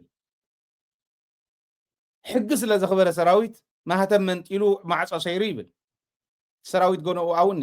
ክንደይናይ ዝኣክል ትዕግስቲ ኣለኩም ሊሚትለስ ዝኾነ ትዕግስቲ ኣግባብ ኣይኮነን ህዝቢ እውን ዘውቅዕ ስለ ዝኾነ ምርኣይ ምሕሳብ የድሊ እዩ ዝብል እምነት ኣለኒ እዚኣ ንበይና ክምለሳ እየ ንበይና ሓደ ብሓደ ተንቃላት ክንትንትነን ኢና ክንሪአን ኢና ህዝቢ እውን ይፍለጦ ካብኡ እንዳሓድ ናይ ህዝቢ ትውሳነ ናይ ሃይለ ኣይኮነ ሃይለ ህዝቢ ዌል ኢንፎርምድ ዝኾነ ሶሳይቲ ክህልወኒ እየ ዝደሊ እምበር ውሳነ ናይ ህዝቢ ሃይለ ኣይኮነ ዝውስነሉ እዚኦም ግን ጌጋ እዮም እዚኦም ቲፒካሊ ናይ ትግራይ ዲፕሎማሲ ዜሮ ንክኸውን ዝፅዕሩ እዮም ክኸውን ደይኸውንን ከም ፃዕርና ሰርሑ ዘለና ኮስኢሉ ኣይኮነ ሚድያ ጥራሕ ኣይኮንና ንሰርሕ ለይትን ቀትርን ድቃሲኢና ክፈልጦ ዝግብኦ ክፋል ዓለም ወይ መራሒ ዝኾነ ሃገር እናፍለጥና ኢና ንሓድር ኣይንድቅስን ሕወሓት እውን እንተኾነት ንሱ ክትሰርሕ ኣለዋ ዝብል እምነት ኣለኒ ንቐፅል ናብ ካሊእ ምናልባሽ ብጥርዓን ደረጃ ናይ ወል ናብቲ ጥርዓን ቅድሚ ምኻደይ እዚኣ ከቕርበልኩም እታ ናይ ብሄራዊ ዕርቂ ትብል ከቕርበልኩም ዝተወሰኑ ሰባት እውን ብደንቢ ተረዲኦም ማ ይኸድዋ ስለ ዘለዉ እዚኣ ከቕርብ እሞ ድሕሪ መሰጋገሪ ርኢና ናብቲ ዝቕፅል መደብና ክንሓልፍ ኢና ናይ ብሄራዊ ዕርቂ ጉዳይ ሓደ ጅግና ናይ ሩዋንዳ ታሪክ ፅሒፉ ሰዲዱለይ ከም ናይ ሩዋንዳ ዝበለ ብብሄር ደረጃ እዞም ሁቱ ዝበሃሉን ቱትሲን ዝተበኣስሉ ዕርቂ ይገበር ክበሃል ከሎ ብሄራዊ ዕርቂ ይበሃል ብሄራዊ ዕርቂ ገይሮም ካጋሜ ብደንብ ገይሩ ይመርሓሉ ተዓዲ ሩዋንዳ ናይ ኣፍሪካ ናይ ልምዓት ናይ ምዕባለ ምልክት ክትኮን ትኽእል እያ እውን ፀገም ስለ ዝነበረ ናይ ብሄር ኣፈላላይ ስለ ዝነበሮም ብሄራዊ ዕርቂ ገይሮም ኩናት ሕድሕድ ስለ ዝነበረ ብሄራዊ ዕርቂ ገይሮም ኣብ ካልኦት እውን ከምኡ ኣብ ትግራይ ብሄራዊ ዕርቂ ትብል ቃል ሒዝኩማ ትኸዱ ዘለኹም ኣብ ታሪክ ትግራይ ብወንጀል ክትሕተት ኢኹም إيمانو نخنصح فينا ليتن قترن مسوعتنا تكفيلنا خنصح فينا أبقى أخنا قمت أكو منا أنتم مرحت تبهالو حزي رجعت تنتنا جيت أشوف طرح أنت خوينا تحسباني را فشل الله زير يا أبو قابي يدلن قابي خاحس كاتمرق يلولن ودور رده أدب كحزي خون ودور رده إذا أنت قد سلاجن كلتا سومن ملء بتاخذها الخنصر حل أين لنا هزونا يردوا الليلة إذا أمن وزحت سبات يسدلنا له بيراو عرقي حدا قا يا خمتات والواز لهم قصلوا لا هزونا ينكح ناب حدا قا أتخم زلو يفلت بيراو عرق بحال كله بيراو فلا لا ينيركو أي حزب تقرايم وبيراو عرق غير كان لغاز والترجم يحزمه تحريدا يغون هابي ينير دات بيراو عرق زبلك متصخلو أي إكلا غبابكو إكلا زبحال ودهم سديدهم أبز غباب زي خمسي غيرهم نيرهم إكلا زبحال كبابكو إكلا يتقع نيرو نحنا طرح يكوننا أوشتنا زلو باندات طرح تصحفوا غي مسلكم صلاعتي صبق جراوند خرخبيه فرتايل زغون جراوند صلኦም ዘውቁልሉ ክረኽቡ ንሳት ፈጥርዋ ኣለኹም ተጠንቀቑ እየ ዝብል ዘለኹ ኣነ ብሄራዊ ዕርቂ ዘድልዮ የለን ኣብ ትግራይ የለን ብስሩ ኣብ ታሪክ ተማሂርናየ ይንፈልጥ ብኣፈ ታሪክ ሰሚዕናየ ይንፈልጥ የብልናን ብሄራዊ ኣፈላላይ ስነ ስርዓት ግበሩ ጠጠው ብሉ ይብል ኣለኹ ኣነ ህዝቢ ትግራይ እውን ንቕሓሎም ተንኮል ይትቃል ፖለቲካ ዘይርድኦ ፖለቲካ ዘይፈልጥ ምስኪን ማሕበረሰብና እውን ተሓዝብ ለኩም ዘለኹ ፍልጥ ብሄራዊ ዕርቂ ኢሎም ክመፁ ከለው ብሄራዊ ኣፈላላይ ነይሩና እዩ ማለቶም እዩ ሓደ ነቲ ሓደ ከባቢ ጭፍጭፎ ነይሩ እዩ ማለቶም እዩ እዚኣ ስለ ዝኾነት ብሄራዊ ዕርቂ ጌርና ዝብል መደምደምታ እንድሕር ተገይሩ ኣብቲ ብሄርና ብሄራዊ ዕርቂ ዘድልዮ ብሄራዊ ኣፈላላይ ነይሩ እዩ ማለት እዩ እንታይ ማለት እዩ ንፀላእቲ ተጋሩ ኮነ ንባዕሎም ዝናኸሲኦም ነይሮም ዝብል ጫፍ ተትሒዝካዮም እንዳመፀ እንዳናኸሰካ ኸይድ ለሽ ክንበሃል ኢና ከምታ ኩሉ ግዜ ዝብላ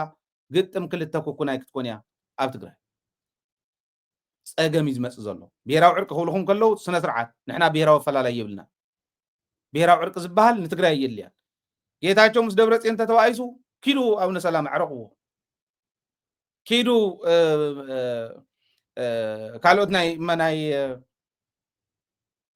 ቤተ እምነት መራሕቲ ኣተዓረቕዎ ኪዱ በዓል ባጥዑም ወይ ኣረጋይ የለ ኪዱ ዕረቕዎም እቶም ዓበይቲ ዓዲ ናይ ዓድና ንብሎም ኪዱ ዕረቕዎም እዚ ክበሃል ክኽእል ኣሎ በቦታቶም በዴታቶም ይተዓረቑ ናይ ግለ ኣፈላላይ ስለ ዝኾነ ስየ ብርሃ ተኸሪፉ ቀደም ወፂ ስለ ዝነበረ እሞ ወፂኡ ንሕወሓት ረኸብኩ ኢሉ ነታ ተቃሊሱ ዘውረዳ ባንዴራ ኣብ ቅድሚቱ ለጢፉ ቅንጅት ኮይኑ መድረክ ኮይኑ ይዛረብ ስለ ዝነበረ እሞ ምስ ሕወሓት ገጢሙ ስለ ዘየሽነፈ ተሳዒሩ ስለ ዝኸደ ብጋኑ ስየ ኮ ጉድ ኢልና ነይሩ እንታይ ዝበለ ኣነ ዝተወዳደር ኩሉ እንተዘየሽንፈ ዝተጭበርቢሩ እያ ከምኡ ዝበልኩ እዮም ነይሮም እዚኦም ናይ ዘለኣለም ናይ እከለ ሓሊኸ ውድቐኒ ኣነ እውን ሓሊኸ ከውድቆ ዓይነት ኣፈላላይ ናይ ግሊ እምበር ናይ ብሄር ኣይኮነ ንሕና ብብሄርና ስጡም ስሙር ሕቡር ሓቢሩ ዝቃለስ ሓቢሩ ዝስዕር ብብሄር ደረጃ ናይ ሓባር ዝኾነ ጅግንነት ዘለዎ ካብ ራያ ይወለድ ካብ ሕሞራ ይወለድ ካብ ሽረ ይወለድ ካብ ኣክሱም ዓድዋ ተንቤን ዓዲግራት መቐለ ካብ ዝኾነ ይኹን ከባቢ ትግራይ ተወሊዱ ጅግና ዘይኮነ ይብልና ጀጋኒኦም በረኻ ዝወረዱ ህፃውንቲ ትማሊ ትሕትና ዘለው ብዕድመ እውን ረኣዩ ወዲ እከለ ስለ ዝኾነ ይኮነን ጀጊኑ ወዲ እከለ ስለ ዝኾነ ይኮነን ንፀላእቲ ደኳዕኳዕ ኣቢልዎ ወዲ እከለ ከባቢ ወዲ እከለ ጎጥ ስለ ዝኾነ ይኮነን ንፀላእቲ ሕማም ርእሲ ኮይንዎ ትግራዋይ ስለ ዝኾነ ከም ብሄር ሓደ ስለ ዝኾነ ከም ብሄር ተቃለሲ ስለ ዝኾነ ከም ብሄር ታሪክና እውን ናይ ጅግንነት ስለ ዝኾነ ታጎደለና ሰላም ክትመፅእ ከላ ከምዚ ሕዚ ንሪኦ ዘለና ዓይነት ኣፈላላይ ስኻዓ ክነስተኻኽላ ኢና ክንዕርያ ኢና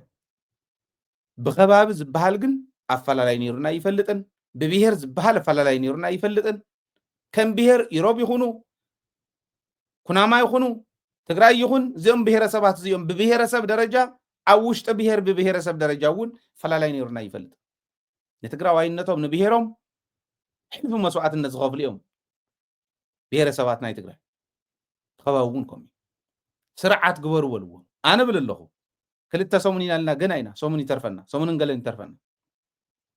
ክንቅፅል ኢና ናይ ሩዋንዳ ኤግዛምፕል ጌርካ ዝለኣኽካልና ፍልፍልና ተኸታታሊ መደብና ብልቢ ነመስግን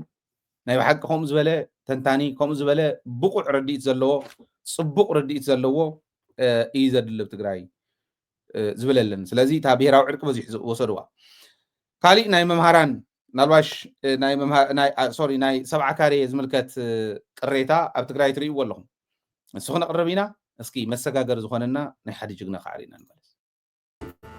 ገለ ገሊኡ ቃል ህዛና ይስማዕና ዞም ከምኡ ዝገብሩ ተጋሩ ባንዳታት እዮም መድሕረት እዮም ኣይገልፆም ትሕትሰብ እዮም ናልባሽ ንሕና ምንም ዘይክንበብ ንኽእል ልቢ ዘለና ሰባት ኢና ልባም ህዝቢ ትግራይ ይቅርታ ባህል እዩ ይቅርታ ዝብል ግን ይቅርታ ንዝብሎ ነዚኦም ሓመድና መሬትና እውን ይቅርታ እዩ ናይ እዚኦም ሬሳ ክቅበል እውን ሞራል መሬት ትግራይ ከመይ ኤግዛክትሊ ናይ ባንዳ ሬሳ ዝቅበል መሬት የብልና ዕሾክ ክንገብራ ክንክእል ኣለና ህዝቢ ትግራይ መሬት ትግራይ ህዝቢ ትግራይ ባንዳ ዝቅበል መሬት የብለይን ባንዳ ዝቅበል ስነ ልቦና የብለይን ባንዳ ዝቅበል መሪሕነት የብለይን ክብል ክኽእል ኣለዎ ካብ ተራ ህዝቢ እስካብ መሪሕነት ዘሎ ካብ ህፃን እስካዕ ሽማግለ ዘሎ ባንዳ ኣይንቕበሎን ክብል ክኽእል ኣለዎ ባንዳታት እዮም ሕዚ ብኣፈ ቀላጤ በቶም ሰብ ኣጀንዳ ሰብ ታሪክ ብለሆሳስ ዝኸዱ ድምፆ መጥፊኦም ንህዝቢ ትግራይ ተመሳሲሎም ከጥፍዎ ክደልዩ ከለዉ ተመሳሲሎም ክንእድዎ ክደልዩ ከለዉ ሰማይ ሰማያት ተሰቂሎም በዚኦም ኣፈ ልሳኖም በዚኦም ገይሮም ዳታት ኣብ ውሽጥና ኮይኖም ዘይረብሑናስ ደገ ኮይኖም ክረብሑና ይኽእሉን ባንዳ ይትቕበልን ትሕቲ ሰብ እዮም እዚኦም ባንዳ ዝብልስ ኣይምጥኖምን ይብለና ኣሎ ጀነራል ምግበይ ትኽክል እዩ ባንዳ ይምጥኖም እነዞም ከም ዝበሉ ካብ ሰብ ንታሕቲኦም ትሕቲ ሰብ ዝኾነ ከዓ ክመርሐና ይኽእልን ሲኽንብል ኣለና ብጭካነ ወይ ተንትማል ልምዓት ጉጅለ ዝብልዎን ዝነበረ ዴታት እኮ ተኣምር ሰሪሐን ርኢኹሞ ስለተዛረብና ዝመፅእ ነገር የለን ስለተቃለስና ዝመፅእ ነገር የለን እንተዘይተቃሊስና ብጋንኡ ከምዚ ጌርና ፈሊጥና እዮም እንተዘይተንቲና ጥራሕ እዩ ዝመፅእ ፀገም ምንም ዝመፀና ነገር የለን ሓድነትና ምስ ዝሰጥም ነኳል ምስ ዘይንገድፍ ባንዳ ኣይኮነን እቲ ብደንቢ ተደራጀ መፅእ ኣለኹ ዝብል ፀላእ እውን ንትግራይ ክትንክፋ ይኽእልን ድርጅውቲ ትግራይ እንተኮይና ከምቲ ሕዚ ጀነራል ምግበይ ዝብሎ ዝነበረ ባንዳ ይንቅበልን ክብል ክኽእል ኣሎ ልምዓት ጉጅለ ናብሉ ይፀርፍዎን ነይሩ ልምዓት ጉጅለ ዕልል እናበላ ቢሮአን ሒዘን ማሕተም ንምንጠላ ዝብልዎ ዘለው እተን ህዝበን ኢድ ህዝበን ድምፂ ህዝበን ዝመረፀን ጀጋኑ ኣባላት ቤት ምኽሪ ዕልል እንዳበላ ዶ ቢሮታተን ኣይሓዛን እየን ፀሪፎሞን ኣዋሪዶሞን ወቂዖሞን ተስፋ ይቆረፃን ምስ ደቀን ኮይነን ተቃሊሰን ኣሸኒፈን ስዒረን ልምዓት ጉጅለ እናበለፍትዩ ሕጂ እውን ኮይብሉ ኣለዉ ኣብ ውሽጢ ትግራይ ኮይኖምስ ናብ ልምዓት ጉጅለ ንምለስ ኣለና ይብሉ እቶም ፓርቲታት እውን ዝሰማዕኹሞ እንታ ከመይ ዝበሉ ረዳነት እዩ ነተን ጀጋኑ ነተን ሞስዒርና ክብላ እንተኮይነን ስዒርና ይበሃል ኣሎ ዝብለ ዝነበረ ፀጋይ በርሀ እውን ስዒረን ዝብል ዘሎ ከዓ ነ ንሰነ ይበላ ስርሐን ሰርሓ ኣለዋ ስርሑ ይሰርሐለት ቤት ምኽሪ እውን ከምዚ ሰዓራ ዝርድኦ ግን ለባም ዝኾነ ሰብ እዩ ለባም ዝስዕራ ምዃነን ጀጋኑ ምዃነን ዘጀግና ምዃነን ጀጋኑ ዝወልዳ ዘጀግና እውን ምዃነን ባዕለን እውን ዋዕሮታት ምዃነን ዝፈልጠን ሕልና ዘለዎ ሰብ ጥራሕ ስዒረናኹም ምንም ጥርጥር የብሉን ዓዲ ክተልምሱ ዓዲ ክተበሳውሱ ተላዒልኩም እንተሎ ሽማግለታት በዓል ፀጋይ በርሀ እውን እንተይተረፈ ህዝቢ ከላዓሉ መንእሰይ ከሳሓቱ ገዞም ሒዝካ ተላዓል ዝብሉ ዝነበሩ ሰባት ሕዚ ደደቢት ፀሪፍና ዛራ ፀሪፍና ይብሉ ኣነ ፀሪፈ እየ ይፈልጥ ፀጋይ በርሀ ብጣዕሚ ዘኽብሮ መራሒ እውን ስለ ዝነበረ ማለት ዘኽብሮ ብቕንዕንኡ ማለት እዩ ብቕንዕንኡ ቅንዕ እዩ ስለ ዝብዎ ወለድና ብቕንዕንኡ ቅንዑ ከዓ ስለ ዝፈቱ ኣነ ንህዝቢ ዘየበሳብስ ዓቕሚ ንኢስዎ እምበር ዘይሰርቕ ዘይሕሱ ሰብ ኢሎም ስለ ዝነግሩና ዝነበሩ ብኡ የኽብሮ እየ ነይረ ሕጂ እዚኣ ቦርድ ናይ ትእምት ኮይኑስ ውፅእ ውፅእ ኢሎ እዚኣ ንህዝቢ ትግራይ ከበሳብስ ምንዓበል ገዞ መሓዝ ኣነ ስኢለ ቦርድ ኮይኑ ክቅፅል ዝብል ክንዱስ ዝኣክል ሕልና ዘለዎ ምዃኑ ተዝፈልጥ ተዝፀርፎ እውን ኣይመጓየንን ግን ኣይፀረፍክዎን ደደቢት ፀሪፎምና ኢሉ ስታፈይ እውን ኣይፀረፍዎን ከም ዝበለ ጉድ እዩ ንሕና ንህዝቢ ትግራይ ፀረ ህዝቢ ትግራይ ዝኸይድ ሓይሊ ብከምዚ እንተገጢምናሉ ፍፆም ንድሕሪት ንምለስ ህዝበይ ንኸውንን እዩ ናይ ሰብዓ ካሬ ዝምልከት ቅሬታ ሰማዕሲ ኢና ኣለና ቅድሚ 6 ዓመት ብ7 ካሬ ክትወሃው 7 ካሬ ክትወሃው ኢኹም ብኡ ክነስተኣናግድ ኢና ኢሎም ዝመዝገቡና ብዙሓት እየን ተን ማሕበራት ዳርጋና በሽሓት ዝቁፀራ እየን ብ10ታት ሸሓት ዝቁፀራ እየን ኣብ ብዙሓት ከተማታት ትግራይ ዘለዋ ማለት እየ ኣብ መቐለ መሬት ክንረክብ ይከኣልናን 7 ካሬ ክወሃበና ይከኣልን ኣብ ኣፓርታማ ኢና ክነስተኣናግደኩም ኣፓርትመንት እዩ ክስራሕ ስለዚ ኣብቲ ኣፓርትመንት ክነስተኣናግደኩም ኢና ኢሎሙና ኢሎም ቅሬቶኦም ዘቕርቡ ነይሮም መቐለ ከተማ ኣይንህብን ምባሎም እቲ ውጥረት ተፈጢሩ ኣሎ ሓደ ዓይነት እውን ኣይኮነን እቲ ሕቶ ኣብ ብዙሓት ከተማታት ዘሎ ክፈላለ ይኽእል እዩ ተዋህባ እውን ተፈላለየ ክኾን ይኽእል እዩ ኣፓርትመንት ዝደልዩ ቦይና ክነስተኣናግድ ዝብሉ ክህልው እዮም ኖ በታ ዝኣተናልኩም ኢና ነፍፅማ ዝብሉ እውን ክህልው እዮም ፈላላይ ክህልዎም እዩ ኣብዚ ግን ክርአ ዘለዎ ሓደ ነገር ኣሎ ትክክል እዩ ከተማ መቐለ ኣይኮነን ዝብል ዘሎ ክውድብዎም ከለዉ መጀመርያ 60,000 ይኹኑ 70,000 ይኹኑ ማሕበራት ተወዲቦም ኣትዮም እንተኮይኖም መጀመርያ ክንድዚ ዝኣኽላ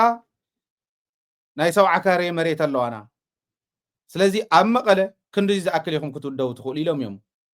ትውዳበ ክቕበሉ ነይሩ ውዳበ ተቐቢሎም ከብቅዑ ከለው ቁፅሪ ሊሚት ዘይብሉ እንድሕር ኮይኑ ንሙስና ዘቃልዕ መንገዲ እዮም ዝኽተሉ ነይሮም እንታይ ኢሎም ተቐቢሎሞ መጀመርያ እንታይ ኢሎም ከሕዚ ናብ ኣፓርትመንት ይቕይርዎም ኣለው ዝብል ዓብዪ ሕቶ ይኹን ንዳሕራይ ክንመሃረሉ ዘለና እዩ ክንደይ ገዛውቲ እዮም ክንህቦም ንኽእል እሞ ክንደይ ኢና ክንምዝግብ ዘለና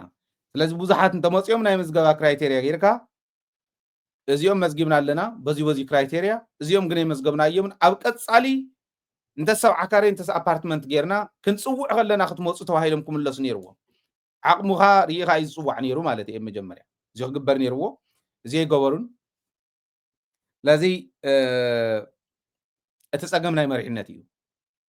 ሰብ እናተቐየመካ ክኸይድ ከሎ እቲ ማሕበረሰብና ከዓ ገና ፖሊሲን ስትራቴጂ እንዲኸምኡ ዝብል ወይ ግለሰባት እዮም ፅይቕዎ ዘለዉ ዝብል ንምርዳእ ኣሸጋሪ ሚድያ እንተዘይሃልዩ ሕዝቱ ፖሊሲ ወፂ ኣሎ ክንገብር ኢና ኢሎም ስለዚ ናይቲ ፖሊሲ ፀገም ኣይኮነን ናይ ትግበራ ፀገሙ ግን እንታይ እዩ ሊሚቱ ዘይምፍላጥ መዝጊቡ በዚሕኹም ኢኹም ሕዚ 70 ካሬ የብልናን ንዕወልና ኣፓርትመንት 70 ካሬ ደይበልኩምና ኢሎም ምሕታቶም ፀገም ኣይኮነን ሕዝቶም ዝሓቱ ዘለዉ ፀገም እዚኦም ፅይዎ ስለዚ ክስተኣናገዱ ኣለዎ ምንም ጥርጥር የብሉን ሕቶኦም ክስተኣናገድ ኣለዎ ዘይኾን እኳ እንተኮይኑስ ካብ ሰማይ እንጥብልና ክበሃል የብሉን ስለዚ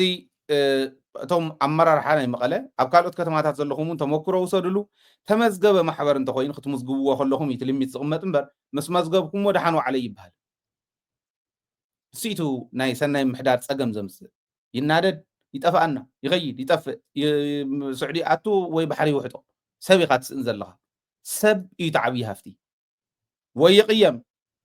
ፅቡቕ መሪሕነት ሒዝካ ክትመፅእ ከለኻ እውን ሌባ ይኽብለካ ስለዚ የተሰማማዕን ህዝብን መንግስትን ህዝብን ውድብን ዘይሰማማዕ ይኸውን ፀገም ይፍጠር ክፍተት ይርከብ ክፍተት ንሱ ዝጥቀመን እዩ ናይ ደገን ናይ ውሽጥን ፀላኢ እዚ እቲ ናይ መሪሕነት ፀገም ሊሚትኩም ፈሊጥኩም ህዝቢ ኩሉ ክረክብ ኣለዎ ንኣብነት ሕዚ ሓደሽቲ ከም በዓል ዋሕስ ዝበላ ሓንቲ ወይ እውን ዝረኣኹሞ ኣብ ምእታው ዘቕረብናዮ ናይ ዋሕስ ሪል ስቴት ካልኦት ሪል ስቴታት እውን ኣሎ እዚኣተን ካብ መንግስቲ ወፃእ ብዘሎ ብሕሳር ዋጋ ህዝብና ደገ ይሃሉ ውሽጢ ይሃሉ ገዛ ንኽውንን ክገብርኦ ኣለወን ክገብርኦ እውን ይኽእላ እየን ዝብል እምነት ኣለና ንኣብነት ናይ ዋሕሰብ ዝሓለፈ ናልባሽ ኣብቲ ናይ ሕዚ ረኣኹሞ እቲ ገዛውቲ ኦረዲ ተወዲኡ ኣሎ ተረከቡ ንዑ ግዝኡ እዩ ዝበሃል ዘሎ ብጣዕሚ ሕሳር እዩ ብጣዕሚ ሕሳር እዩ ኣብ ዝሓለፈ እውን ከም ዝረኣኹሞ ካብ 3.9 ሚልዮን ጀሚሩ ንላዕሊ እዩ ዝኸይድ ከከም ዓቕምካ ትገዝእ 3.9 ሚልዮን ንሓንቲ 70 ካሬ እንተተዋሂብካ ክንደይ ኢኻ ክተስራሕ ትኽእል ርግፀኝነት ካብኡ ንታሕተይ ይሰርሓልካ ስለዚ 3 ቤድሩም ዘለዎ ብክንደይ ገንዘብ ኢኻ ክትረኽቦ ካብ ዋሕስ ንሱ እውን መማረፂ ረኣይዎ ኣንቱም ትውደቡ ምስ ባንኪ ዘራኽብ ከዓ ስለ ዝኾነ ዋሕስ ሪል ስቴት ምስ ባንኪ እውን ስለ ዘራኽበኩም እቲ ብጣዕሚ ዝሓሸ ማለት ልክዕ ናይ ሞደርን ዓድታት ዝግበር ዘሎ ከምኡ ከም ምዃኑ እዩ ዝርዳእን ደገ ዘለኹም ውሽጢ ዘለኹም ኣነ ከራኽበኩም እኽእል እየ ብግለይ እውን ከም ትካል ከም ሚድያና እውን ማንም የልዕሎ ስልኪ ናብ ደደቢት እንተደዊልኩም ክነራኽበኩም ንኽእል ኢና ግዝኡ ንክንደይ ዓመት ከክንድዝዩ ተዋሂሉ ካብ ባንኪ ከራኽቡኩም ዝኽእሉ ከዓ ስለ ዝኾነ ኣነ ፈትየዮም ኣለኹ እዚ ብደንቢ ክትጥቀሙ ንክትክእሉ ኣለኩም ዝብል እምነት ኣለኒ ካልእ ሕፅረ ኣቢለ ዲጂታል መንነት ዝበሃል ወይ ከዓ ዲጂታል መለለይ መንነት ዝበሃለው ኢትዮጵያ ኢንትሮዲዩስ ተገይሩ ኣሎ እዚዩ ዓብዪ ሓደጋ ከም ዘለዎ ሪኢኹም ወዲኹም መራሕቲ ትግራይ ሕቶ እየ ከቕምጥ ምዕራብ ትግራይ የላን ተወሰነ ክፋል ናይ ሰሜን ምዕራብ እውን የለን ዲጂታል መንነት ተዋሂሉ ትግራይ ክሊክ ክትግበር ከላስ ናይ ትግራይ 40% ከባቢ ብኻሊእ መንነቱ እንዳሓዘ ክኸድ ከሎ ኣሲሚሌት ዝግበር ዘሎ ፎርስድ ዝኾነ ማለት ስትራቴጂክ እውን ኣይኮነ ብጣዕሚ ፎርስድ ብሓይሊ እዚ ትርእይዎ ኣለኹም ዲኹም መራሕቲ ትግራይ እታ ኮይኖም እዮም ወፂኦም እዚ ዘይትግብርዎ ብርግፅ ትፅቡቕ ናይ ወዲ ወረደ ዝረኣኽዎ ጠጠው ይበል ኢልዎ ጠጠው ይበል ይፅናሕ ኢልዎ ኣሎ እዚ ጠጠው ይበል ጥራሕ ግን ፀገም እዩ ፍጹም ናይ ትግራይ መሬት ኣብ ካሊእ ከባቢ ኣትዩ ዘሎ መሬትናስ ከዓ ነምልስ ከይንካእ ተዘይኮይኑ ብህፁፅ መሬትና ክነምልስ ኢና ክበሃል ክኽእል ኣሎ ብህፁፅ ግበር ክኽእል ኣሎ መሬት ትግራይ ክምለስ ኣሎ ኣነ እምነተይ ንሱ እዩ ኣብ ቀረባ ከም ዝግበር እውን ተስፋ ኣለኒ መሬት ትግራይ ክምለስ እዩ ፅሕፃሕ ብፅሕፃሕ ኮይኖም እኒኦ ይቅርታ ነተቃሉ ኣብ ስሪኦም ዝሸኑ ዘለው ንሪኦም ኣለና ፀላእቲ ትግራይ መሬታ ህጊራ ሰቕ ትብል ዓዲ ከም ዘይኮነት ስለ ዝፈልጡ እዩ ነገር ግን ግዜ ክወሃቦ የብሉን ዋላ ንሶም ከምኡ ይወለ ብዘየግድስ ሕዚ ዝግበር ዘሎ ናይ ዲጂታል መንነት ዝብል ጠቕላላተን ኣብ ፀላእቲ ዘለዋ መሬትና ኣብኡ ዘሎ ህዝቢ ንዓ ዲጂታል መንነት ብዓዲ ኣምሓራ ውፅኢ ዝበሃል ዘሎ እዚ ክረአ ክእል ኣለዎ ዝብል እምነት ኣለኒ ካሊእ ሓደ ዝገርም ዜና ናይ ኢትዮጵያ ኣብ ኣዲስ ኣበባ ኣብ ከተማ ኣዲስ ኣበባ ኣብ 3 ወርሕስ 943 ፍትሕ ተመስጊቡ ኣብ ወሳኒ ኩነት ብሓደ መስኮት ንክምዝገብ ገይሮሞ ንፅንዓት ተባሂሉ 943 ፍትሕ ሓዳር ማለት ኣብ 3 ወርሒ ምክንያቱ እንታይ እዩ ተባሂሉስ ሓደ ናይ ፖለቲካዊ እዩ ካብቶም ዋና ምክንያታት ዝበሃሉ ካልኣይ ከዓ ኑሮ ውድነት እዩ ኢኮኖሚ ናይ ኢትዮጵያ እናወደቐ ፖለቲካዊ ብዝኾነ መንገዲ ከዓ ማሕበራዊ ምትእስሳር ናይ ከባብታት እናተበጣጠሰ ይኸድ ኣሎ ፖለቲካዊ ምክንያት ካብ ዝተፈላለየ ብሄር ካብ ዝተፈላለየ ከባቢ ዝተኣታተው እዮም ኣብነት ኣምሓራይ ትግራዋይ እቲ እንተኮይኑ ትግራዊት እቲ እንተኮይኑ ወይ ትግራዋይ ኣምሓራይ እቲ እንተኮይኑ ወይ ኦሮሞ ኣምሓራይት እንተእትዩ ኣምሓራይ ኦሮሞ ጓል ኦሮሞ እንተእትዩ ከምኡ ዝበለ ናይ ብሄር ኣፈላላይ ዘለዎም ናይ ብሄረሰብ ኣፈላላይ ዘለዎም ናይ ከባቢ ኣፈላላይ ዘለዎም ናይ ፖለቲካዊ እምነት ኣፈላላይ ዘለዎም ፖለቲካዊ ብዝኾነ መንገዲ ተፋቲሖም ይብሉ ኑሮ ውድነት ኣይከኣልናዮን ኑሮ ውድነት ዘምፀኦ ጎይቁይ ናብ ፍትሕ ዘብፅሖም ከዓ ካልእ እዮም እዚ እቲ ኢኮኖሚ ይወድቕ ከም ዘሎ እዩ ፖለቲካዊ ማሕበራዊ ኢኮኖሚያዊ ምትእስሳር ናይ ኢትዮጵያ እናተበጣጠሰ ዝኸድ ዘሎ ምዃኑ በዚ ትርእይዎ ኣብ ትግራይ እዚኦም ፀገም ክኾኑ ይኽእሉ እዮም ትግራይ ዘላትሉ ከባቢ ኩነታት ሕዚ ስለንፈልጦ እነዚኡ ከመይ ጌርና ኢና ንፈትሖ ምጉሕስና ምርግጋፅ ከባቢያውነት በዓል ጌታቸው በዓል ፃድቃን ኢንትሮዲስ ዝገበርዎ ከባቢያውነት እውን ተፋሒቑ ውፃእ ንሕና ብጣዕሚ ካብ ንፅየፎም ከም ተጋሩ ካብ ንፅየፎም ተግባራት ከባቢያውነት እዩ ሓደ ስለዚ እዚኦም ብስነ ስርዓት እንተስተኣናጊድናዮም ክምለሱ ክእለዩ እንተጌርናዮም ትግራይ ከም ዝበለ ፀገም የጋጥማ ስለዚ ቀዲምኩም ክትሓስቡሉ እዩ ናይ ኢትዮጵያ ከምዚያ ኮኑ ተፋትሑ ኣይተፋትሑ ዝእትወና ኮይነ ኣይኮነ ተደልዮም ፋሕፍትን ይበሉ ንሕና ሕማቕ ከጋጥሞሞ ይንደልን ሰብ ስለ ዝኾንና ሰባት ስለ ዝኾኑ ግን ንሱ ስለ ዝእትወና ኣይኮነን ከምዚ ክንሕልፍ ከለና ፖለቲካዊ ርድኢትካ ሃይማኖታዊ ኣፈላላይካ ፖለቲካዊ ኣፈላላይካ ከባቢያውነት ናብ ፀገም ከብፅሓካ እንተኽኢሉ ናይ ድንቁርና መስፈርት ማሊእካ ኣለካ ማለት እዩ ምዕቀን ድንቁርና ማሊእካ ኣለካ ማለት ከምቲ ሓደ ቆልዓ ሰለሞን ከበደ ዝበሃል ኣምሓራይት እንታይ እቲ ክፍትሕ እዮ ጎልዱ ደቅኹም ተወሊድኩም ደርብይዎም ገለ ዝብል ዝነበረ ሓደ ግዜ ከምኡ ዓይነት ናይ ድንቁርና መለክዕ እዩ ንዓይ ማንም ይእቱ ማንም ብርዲት ደረጃ ህዝባዊ እንተኮይኑ ሰብኣዊ እንተኮይኑ እኹል እዩ أخلي لذي سونا فلا لا يكبس يحبلون زي تهزمنا نقح سلزخانة ناوكم يأتون زحات كاب عدم حراز ولدا كاب عدم حراز ولدو كاب أرمز ولدو بزحات الله سأجا ما يكون نزي فتيخايو أنت تمارع خاص سأجا زلوا يكون سأجا زلوا يكون توانا نعمنا برهان دكابا قدي ساكو أرمز سلزخانة يكون أنت سأجا ممتيو دونك أرمز سلزخانة أبيتم نبر أنا نعمنا توزيع له أستراليا له بحق أستراليا تجزئة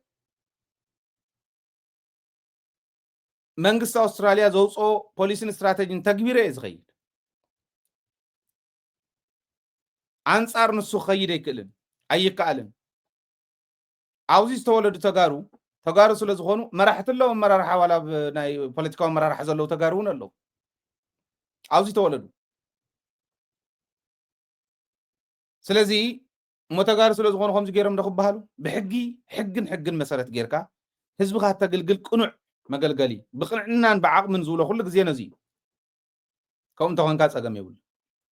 اتغالي تناي نورو الدنت نفتح إذا بلا يكون مالت لبا ميتزبنا نورو الدنت هي فاتحة كان حبيركا سعيركا تماخيركا تماعيركا كتكتصل كتبرت عيز قبركا كل ما هرول لنا تنايتي ياخذ دليمو زيون زقرم زينا سلز خونه أنا هون بعلي سلز تقرم كلي أزيلنا خمسة زمنا يلومي مدبنا كم تقول جزية داويد نرجفكم داويد نحجزكم نفعلتكم كون الله ميديا زيو تتأنكروا تراعيو أنا هاي لسه جميع بالله سلهم سلا على حزب تجراي سلا مسوات النت حتين ولدين على الله حزب تجراي زلله بس جاون تخوينه حتي تسوولي لذي حزب تجراي تسويو حزب تجراي واقع خفيرو بزمس أو عدل هفتة بزيادة سريح يقبل أغلي ميديا مسوات الناس خفل له نسبة يزك على سلو خحساز خحصلو وعلتها تمليس ولا زي ودا أنت خونه زمو كرولي زمي ميديا زين تتأنكروا ترحجن كالوت هاي لتات أنت وسخنا له نتأنكر أنت خيرو خمتم عنتوي سرهز تقرأي زخلو كنمل سلم زخالنا بوزح أنك أنا خملس دقاقي مكان خسرح يستكممو ميديا خم ده حجزكم كون كلا له اشتعد زلهم كونه دقز لهم زي قبر الله وزول من تلني أمو داتا قرستاتنا خنحلو حافتنا خنرجاجز بدنبي كنونن كنتقوم لهم ونكم تم قالوا تعدتات زتقوم لهم ناي قدني زخون لذي هذا ناي أونا جريمة قرسنا توسنة تمرت غحل في خلي زولو فيديو قابزوكم يمو داتا بوغنا يزنا برقنا بزيو كزازمي سلام ساهم سلام نعوتن كعمس جقنا هزبنا أخوان تمنيتايو تقرأي تعوات